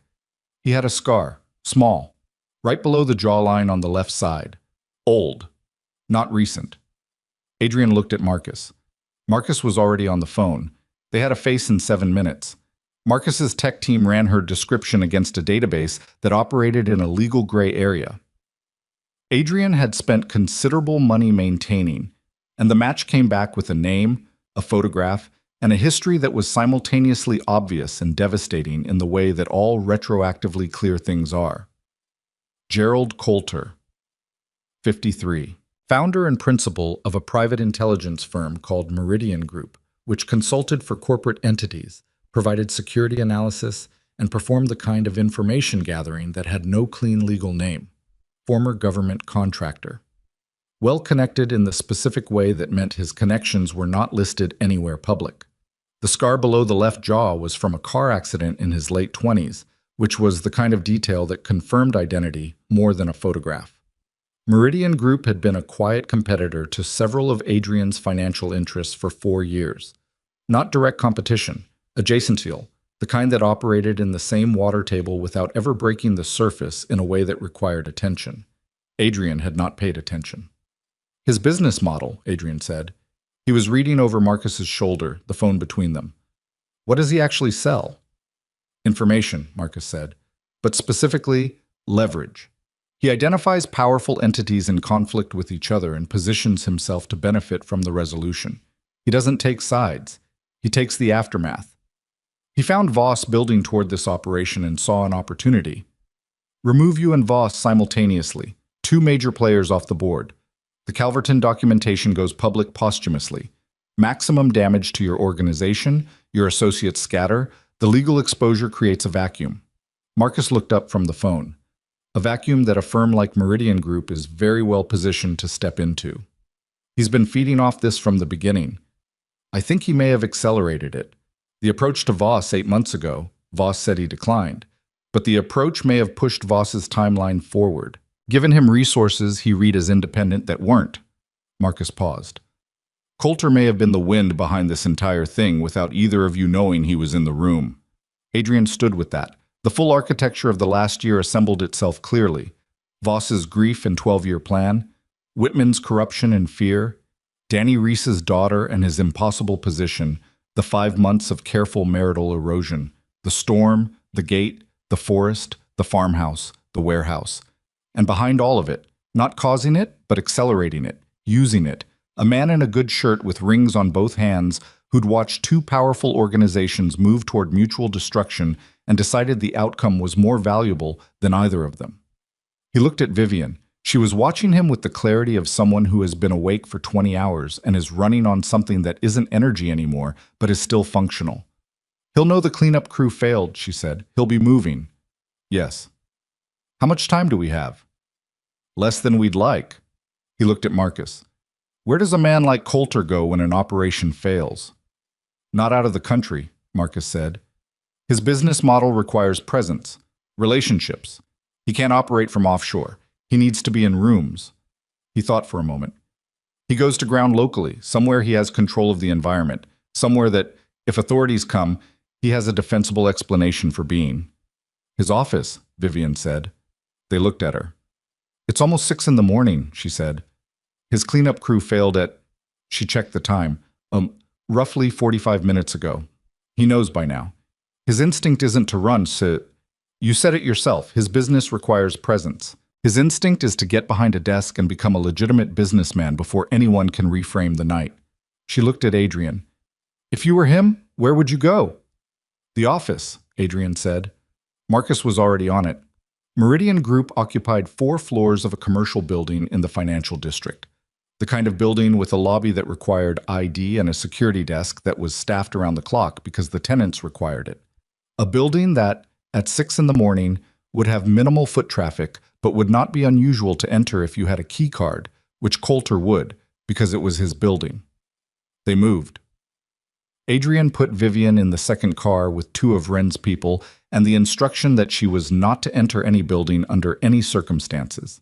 An instruction she received with an expression that told him she was accepting it for the child's sake rather than his authority, which was the correct reason, and he didn't argue it. He rode with Marcus and 2 others. In the car, Marcus told him the rest of what he'd pieced together since the warehouse. The Reese situation confirmed, Voss's people standing down, Celine Voss having made several phone calls from inside the warehouse while the fight was happening, one of which had been to a federal contact whose name Marcus said quietly, and which Adrian recognized as significant. The woman had been busy during the chaos. She'd been making arrangements. Adrian thought about Celine standing against the eastern wall, arms crossed, staying in a building with live weapons fire because her brother was inside.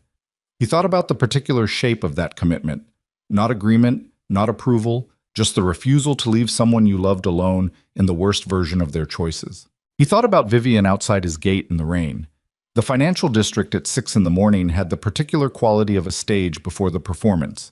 The set fully built, the lights on, nobody in it yet. The streets were not empty, but they were close. A truck making a delivery. A woman walking a dog. The city breathing slowly before it shifted gears. Marcus parked on the east side of the building. They sat for a moment. "He's in there," Marcus said. It wasn't a question. He'd gotten confirmation from the building's security feed, which was being accessed in the way Marcus accessed things, efficiently and without permission, that a key card registered to Gerald Coulter had swiped through the main entrance 11 minutes ago. "Alone," Adrian said. "As far as we can tell, no other card swipes in the last 30 minutes. Adrian looked at the building, glass and steel, reflecting the pale early sky. The lobby visible through the glass. A security guard at the desk, looking at a screen. A normal morning. "I'm going in the front," Adrian said. Marcus looked at him. "I'm going in the front. I'm going to walk past the desk and take an elevator to his floor, and I'm going to sit across from Gerald Coulter and have a conversation." He met Marcus's eyes.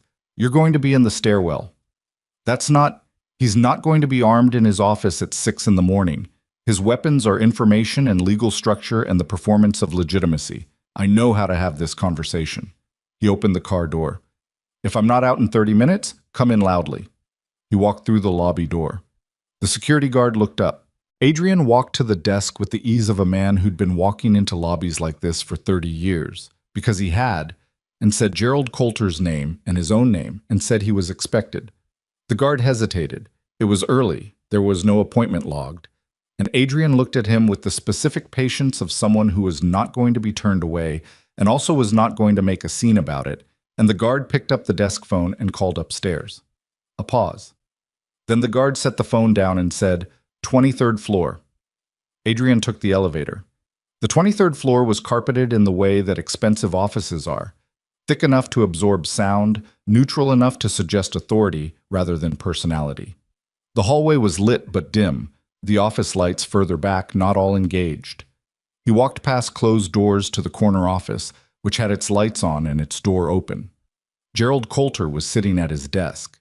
He looked like his photograph, which meant he looked like the description Vivian had given in the gravel lot.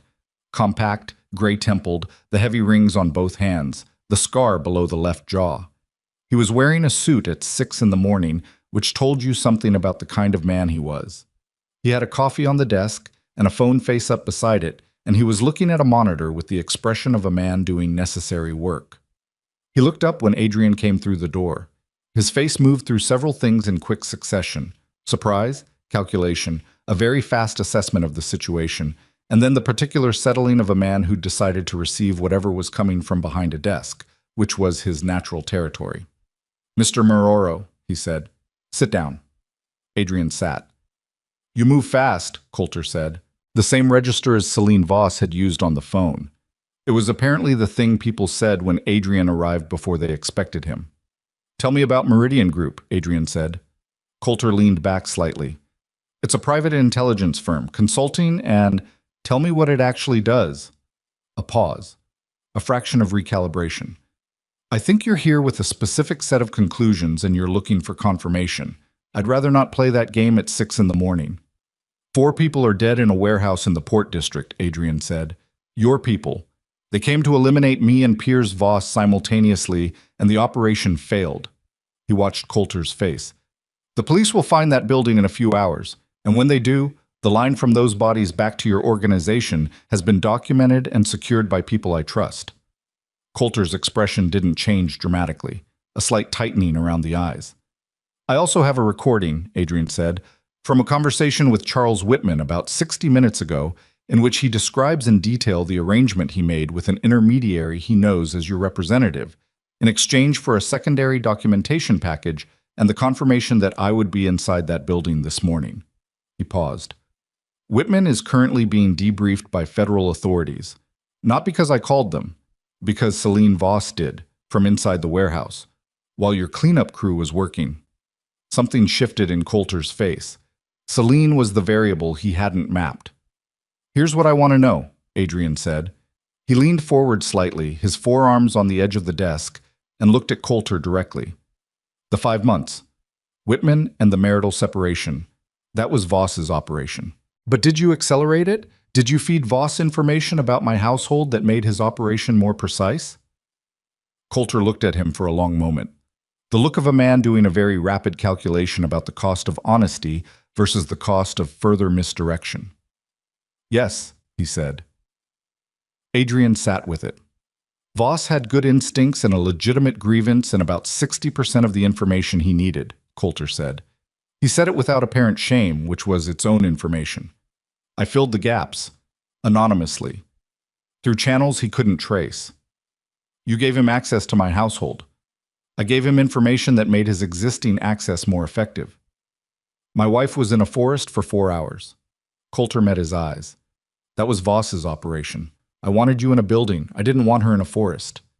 But you knew that's where the operation was heading. A pause. I considered it an acceptable risk. Adrian was quiet for a moment. He was aware of his own hands on the desk. Still, which was a choice, because what his body wanted to do with them was something else.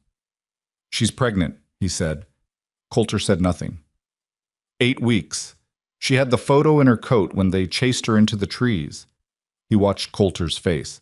I want you to understand what acceptable risk looks like from where I'm sitting. Something moved through Coulter's expression that might, if you were generous, be called discomfort. A man who'd made the calculation at a distance and was now being asked to sit inside it.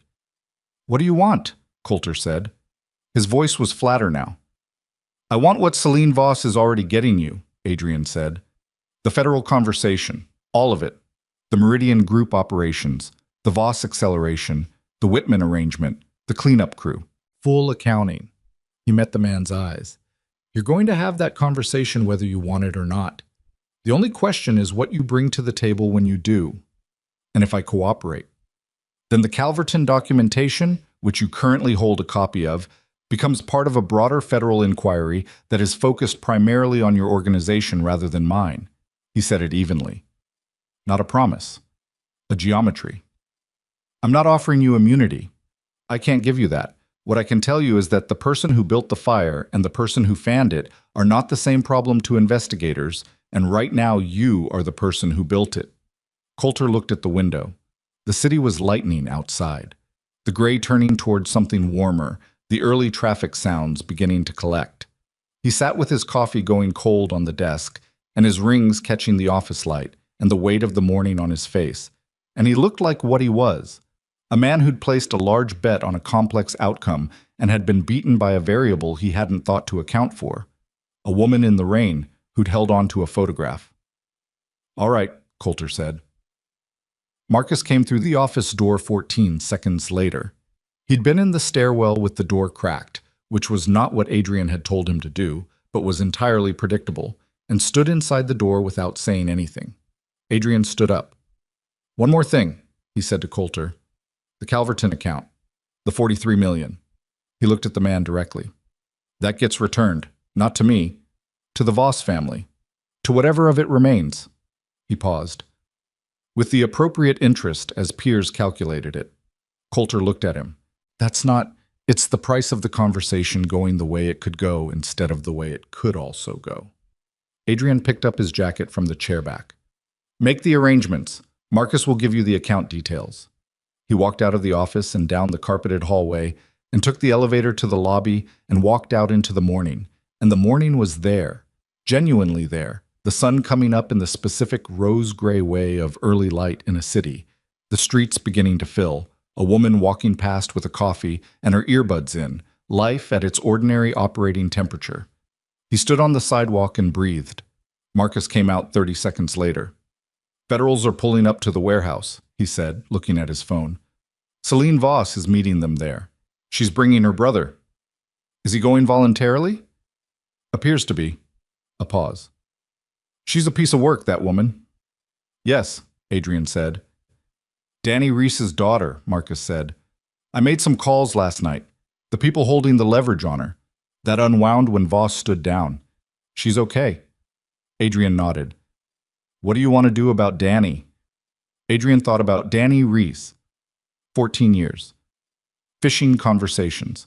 A man who'd made a terrible choice under a terrible pressure and had packed a bag and been sitting in an airport because there was no version of facing Adrian that he'd been able to construct and survive. He thought about Vivian saying don't punish his daughter for his desperation. He comes in, Adrian said. He gives a full account. Everything. Then we figure out what comes next. He paused. His daughter doesn't get touched. That's not negotiable and it's not conditional. Marcus put the phone away. Whitman? Whitman cooperates or he goes in without cooperation. His choice. He looked up the street toward where the second car was parked. Is she still there? She hasn't moved. Your instructions. He walked toward the car. Vivian got out when she saw him coming. She'd lost the blanket somewhere. It was on the car seat. And she was standing on the pavement in her ruined coat and her ruined shoes and her hair that had dried wrong from the forest. And she looked at him from 30 feet away with the measuring assessment of someone who needed to know whether the thing was done. He nodded. She exhaled, a long, slow release that moved through her whole body, the breath of someone who's been holding something in their chest for hours and has just been given permission to put it down. He reached her and they stood on the pavement and he said, It's over. All of it? All of it. She looked at him for a moment. Then she said, I want to go home. Okay. Not to the estate. She met his eyes. I want to go somewhere that isn't associated with all of this. I want to sleep in a bed that doesn't have 6 years of distance in it. I have a property north of... I know about the property north of the city. That's where you were sending me before the warehouse. Somewhere else. She looked at him. Somewhere you don't have staff. Somewhere quiet. He thought. There's a house on the coast. It was my mother's. I haven't been there in 8 years. Nobody knows about it. Does it have a bed? Yes? Does it have heat? It should. She looked at him for one more moment, assessing, the way she'd been assessing him all night, not with hostility, but with the particular attention of a person who's been lied to and managed and has decided to look very carefully at everything from here forward. Okay, she said, take me there. They drove. The coast was 2 hours north, and for most of those 2 hours, Vivian slept against the window with her hand resting on her own abdomen and her coat folded under her cheek. Adrian sat beside her and didn't sleep. He watched the city give way to suburbs, give way to the particular spare landscape of the coast road, flat land, low scrub, the occasional farmhouse set back from the road with its lights off. The sky in the east went from rose-gray to a proper blue, thin and clear, the kind of morning that follows a violent night with complete indifference. He thought about Charles Whitman. He tried to locate the betrayal cleanly, find its edges, understand it as a discrete thing, and found he couldn't.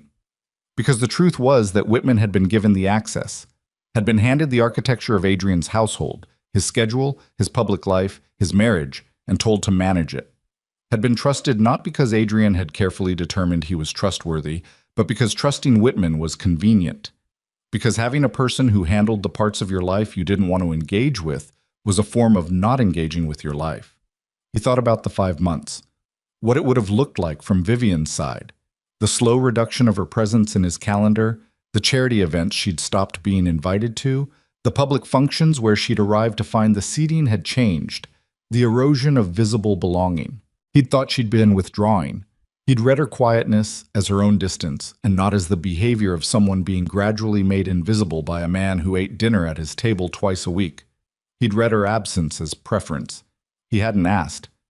He looked at her sleeping against the window. 8 weeks. She'd gone to the clinic alone and sat in a parking lot alone and driven through a storm alone and stood outside his gate in the rain and been turned away and driven onto a highway where someone had rigged her tire. And she'd run through a forest in the dark for 4 hours holding a photograph. And she'd walked into a warehouse at dawn, and she'd stood on a pavement at 6 in the morning and said, "Take me somewhere quiet." She had not once asked him to fix it. She'd asked him to be honest. She'd asked him to take her somewhere he didn't have staff. He understood the distinction. The house was at the end of a dirt road that needed maintenance. It was a small house, white clapboard, with a porch that faced the water, and a garden that had been untended for years and showed it. He found the key where it had always been kept, under a particular stone near the porch step, which was not a sophisticated hiding place, but this was a place where sophistication had never been the point. Inside, the house smelled like closed rooms and old wood, and the particular salt-inflected air that came off the ocean even through sealed windows. It was cold. He found the boiler and got it going, which took longer than it should have because it was old and required a specific sequence of persuasion that he only half remembered. Vivian stood in the kitchen doorway and watched him. She'd woken up on the drive without his noticing and had been quiet for the last 20 minutes. "Your mother's house," she said. "Yes." "You never brought me here before." He stood up from the boiler, which had finally caught. "No." "Why?" He looked at the boiler, then at her. "Because this was where I was before all of it. Before the organization, before the money, before the structure that became what it became. I came here as a child." He paused. "I think I didn't want to mix the things." She looked around the kitchen. Small, plain, the kind of kitchen where food was made and eaten rather than presented. A window above the sink that faced east and would catch the morning sun. "You were protecting it," she said. "I was keeping it separate." "That's the same impulse that kept me separate from everything else," she said. Not angry, just precise. He looked at her. "You compartmentalized everything that mattered," she said. "This house, me, whatever it was you actually felt about things. You put each of them in a separate room and closed the door and then managed the space between the rooms." She met his eyes. And eventually, there was no space left that wasn't managed, and the people inside the rooms couldn't find each other. He didn't answer immediately. He let it sit. "Yes," he said. She looked at the window. Outside, the ocean was audible, low, constant, the sound of something much older than any of their problems. "I'm not telling you this to wound you," she said. "I need you to understand it, because if we're going to have any version of a future that isn't just a more honest version of the same problem, you have to see it clearly." She looked at him. "I need to know you see it clearly." "I do." "You've said honest things tonight, more than in 6 years. But honesty at 4 in the morning in a crisis is one kind of honesty." She held his gaze. "I need the other kind, the boring kind, the kind where nothing is on fire and you still choose to tell me the truth about what you're thinking." "I know," he said. "I'm not sure you do yet. I think you know what I mean. I don't think you know how to do it." She said it without cruelty. "I didn't either by the end. I'd stopped saying things because I'd learned they didn't land. That's also on me." He walked past the boiler to the kitchen counter and stood across from her with the room between them and looked at her directly. "What do you need me to do?" She thought about it. Not the quick answer, the real one. "I need you to stop managing outcomes and start living inside them. With me." She glanced down briefly, then back up. "With us." The boiler ticked behind him, heat beginning to move through the old pipes. "There are legal consequences coming," he said. "The Calverton account, the federal inquiry. My organization is going to be visible in ways I can't control." "I know." "It's going to be ugly." "I know." "And you want to stay inside that." She looked at him with the expression she'd had at the farmhouse, at the warehouse door, at the gravel lot. The look that was not forgiveness and not decision, but something prior to both. The look of someone still present in the room. I want to know what's actually there, she said. After the ugly. I want to know if there's something under the empire worth staying for. A pause. There might not be, I don't know yet. That's honest. Yes. She looked at him. Can you live with that? I've been living with less for 6 years, he said. Yes. I can live with that. She nodded once. Then she said, Is there food in this house? I have no idea. Find out. There was, in the end, not much. A can of soup in the back of a cupboard, and crackers in a tin, and coffee that was old but functional, and a jar of honey that seemed to have survived all intervening years without incident. Adrian made soup on the stove while Vivian sat at the kitchen table with her coat finally off and her hands around a mug of coffee. And the morning came fully through the east window, and the ocean did what it did outside, and neither of them filled the silence unnecessarily. He set the soup on the table and sat across from her, and they ate without making it into a thing, which was itself a thing. After, she went to the bedroom that faced the water and lay down on top of the covers and was asleep in 4 minutes. He could tell by her breathing, the slow release of it, the particular quality of silence in a room where someone has completely let go. He sat in the kitchen for a long time. Marcus called at 8:43. Federal authorities had taken Coulter into custody at his office. He'd cooperated, which meant the conversation had gone the way geometry suggested it would. The warehouse scene was being processed. Piers Voss had presented himself voluntarily, with Celine at his side, and the account of the night as delivered by the Voss siblings was detailed and apparently consistent with Whitman's debriefing. The Calverton documentation was in federal hands. The secondary package Whitman had sent to Coulter's people was being recovered. Danny Reese had turned himself in at 7:15, Marcus said. He'd brought his daughter. He'd been crying when he came through the door, which was the part Marcus reported with his voice doing something it rarely did, going slightly quieter. Adrian listened to all of it. He asked the questions that needed asking. When Marcus was done, he said, "Take the day." A pause. "There are still... The lawyers can handle what needs handling today. Take the day, Marcus." He looked out the window at the ocean. "You're bleeding from your face." "I've bled from my face before. Go home." A longer pause. Then, "How is she?" "Sleeping." "Good." Another pause in which something unspoken moved through the line. "You know I pulled the men back too slow last night, at the mill road. I should have caught the vehicle before it circled back, and that would have..." "Marcus." "Yeah." "Take the day." He heard Marcus exhale. "Yeah, okay." And the line went quiet. Adrian set the phone on the kitchen table and sat with the quiet house around him. He thought about Piers Voss standing in the warehouse with his sister beside him, and a weapon on the floor. The look on his face? Not resolution, not peace, but the particular expression of someone who has just understood that the destination they've been walking toward for 12 years would not, if they arrived there, contain what they needed. That the arrival was never going to give back what the departure had taken. There was no verdict that gave you your brothers back. No account balance that recreated a father, even a flawed and criminal one. No amount of justice, delivered to the right person in the right building, that reached back across 12 years and made 17-year-old Piers Voss's grief smaller. He hadn't known how to tell him that in the warehouse. He wasn't sure it was his to tell. But Celine had known, which was why she'd come to the city. She'd known the destination was hollow, and she'd come to stand beside her brother in it anyway, because that was what you did for the people you loved. You showed up for the grief, not just the vindication. He was still sitting at the kitchen table at 10 when Vivian appeared in the doorway. Her hair was worse. She'd slept on it damp and it had made its own decisions. She was wearing his jacket, which she'd apparently found somewhere, over her clothes, and she was holding the ultrasound photo, which she'd kept through everything. The forest, the farmhouse, the warehouse, the gravel lot.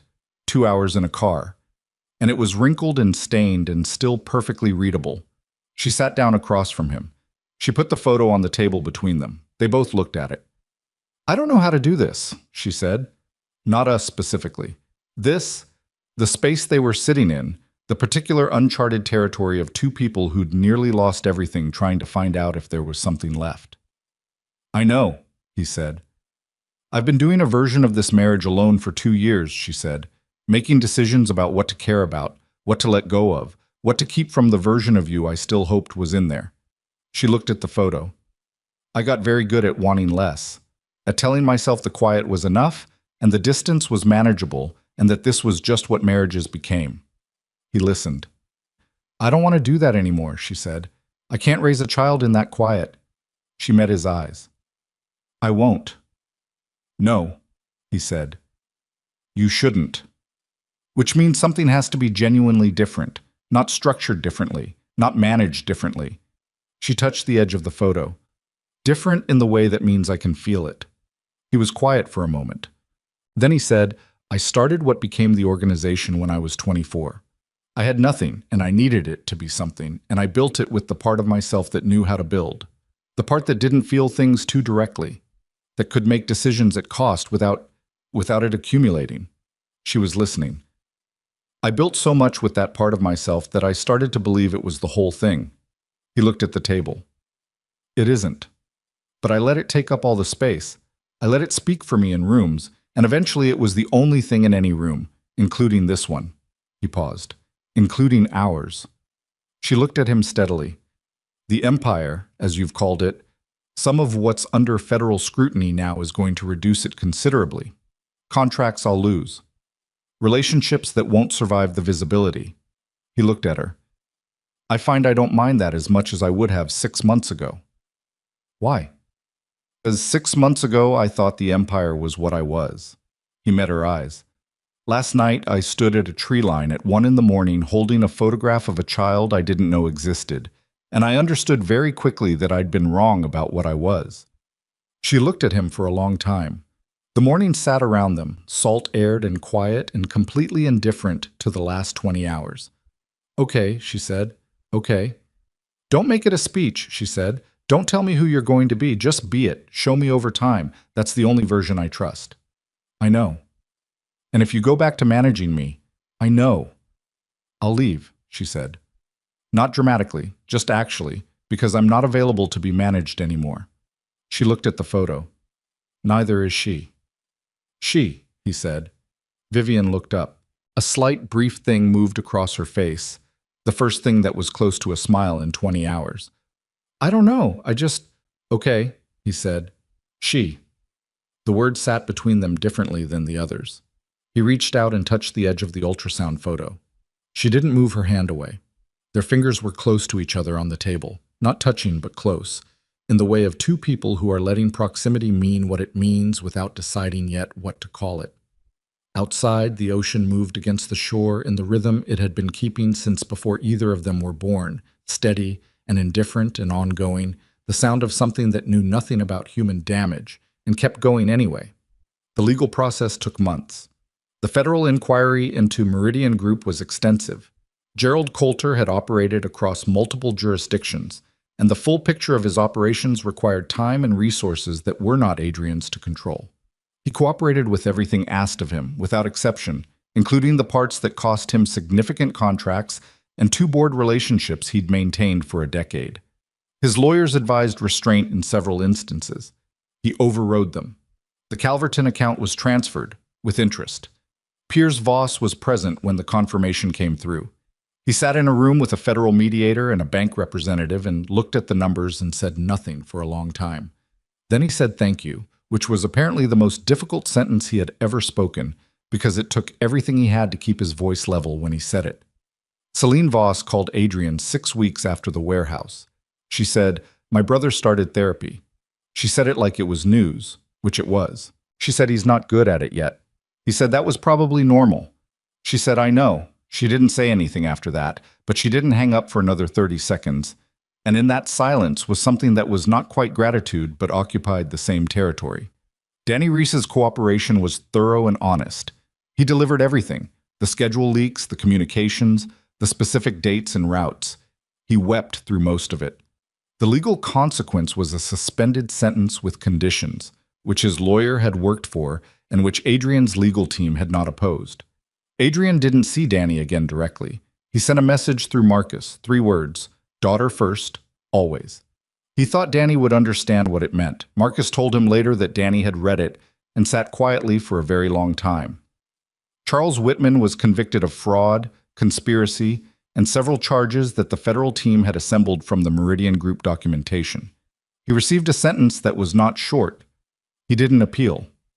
Adrian received, 6 weeks in, a single letter from Whitman's attorney. He read the first line and put it down and didn't read the rest. Some things didn't need their ending performed. Adrian moved out of the estate. Not dramatically. He didn't make it a statement. He told the staff with appropriate notice, maintained their employment through the transition, arranged for the property to be handled by a management company. He moved into a smaller house, the kind that had a kitchen you could hear from the living room, in a part of the city he'd never paid attention to because it had never been the kind of place his version of himself lived. Vivian was not living with him. She was living in her own apartment, which she'd taken when the estate had become impossible, and which she'd made genuinely hers in the way that people make spaces their own when they finally have room to do so. Books she liked on the shelves, a lamp positioned where she wanted it, no one else's taste anywhere.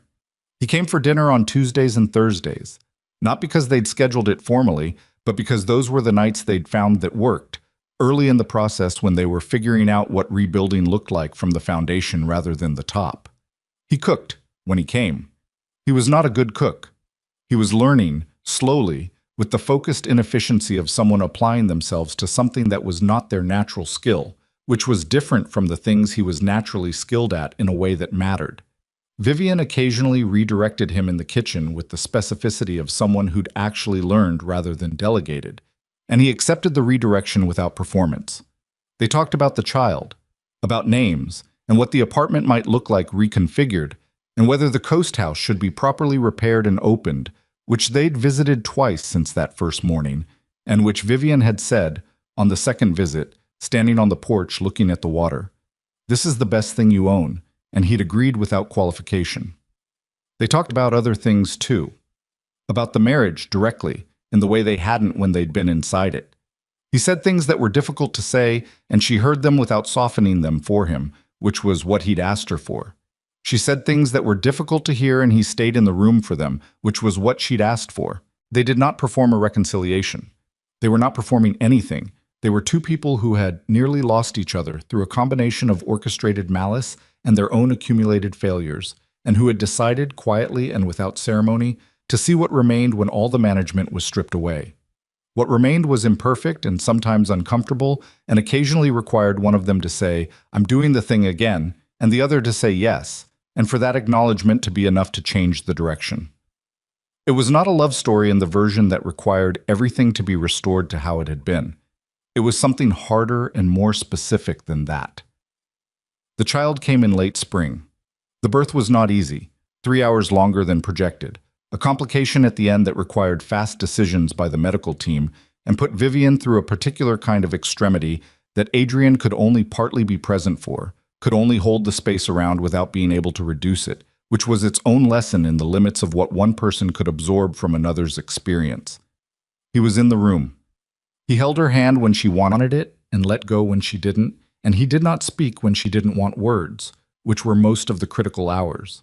When the child came, she cried. He didn't, or he did briefly and controlled it, which amounted to the same thing and also to something different.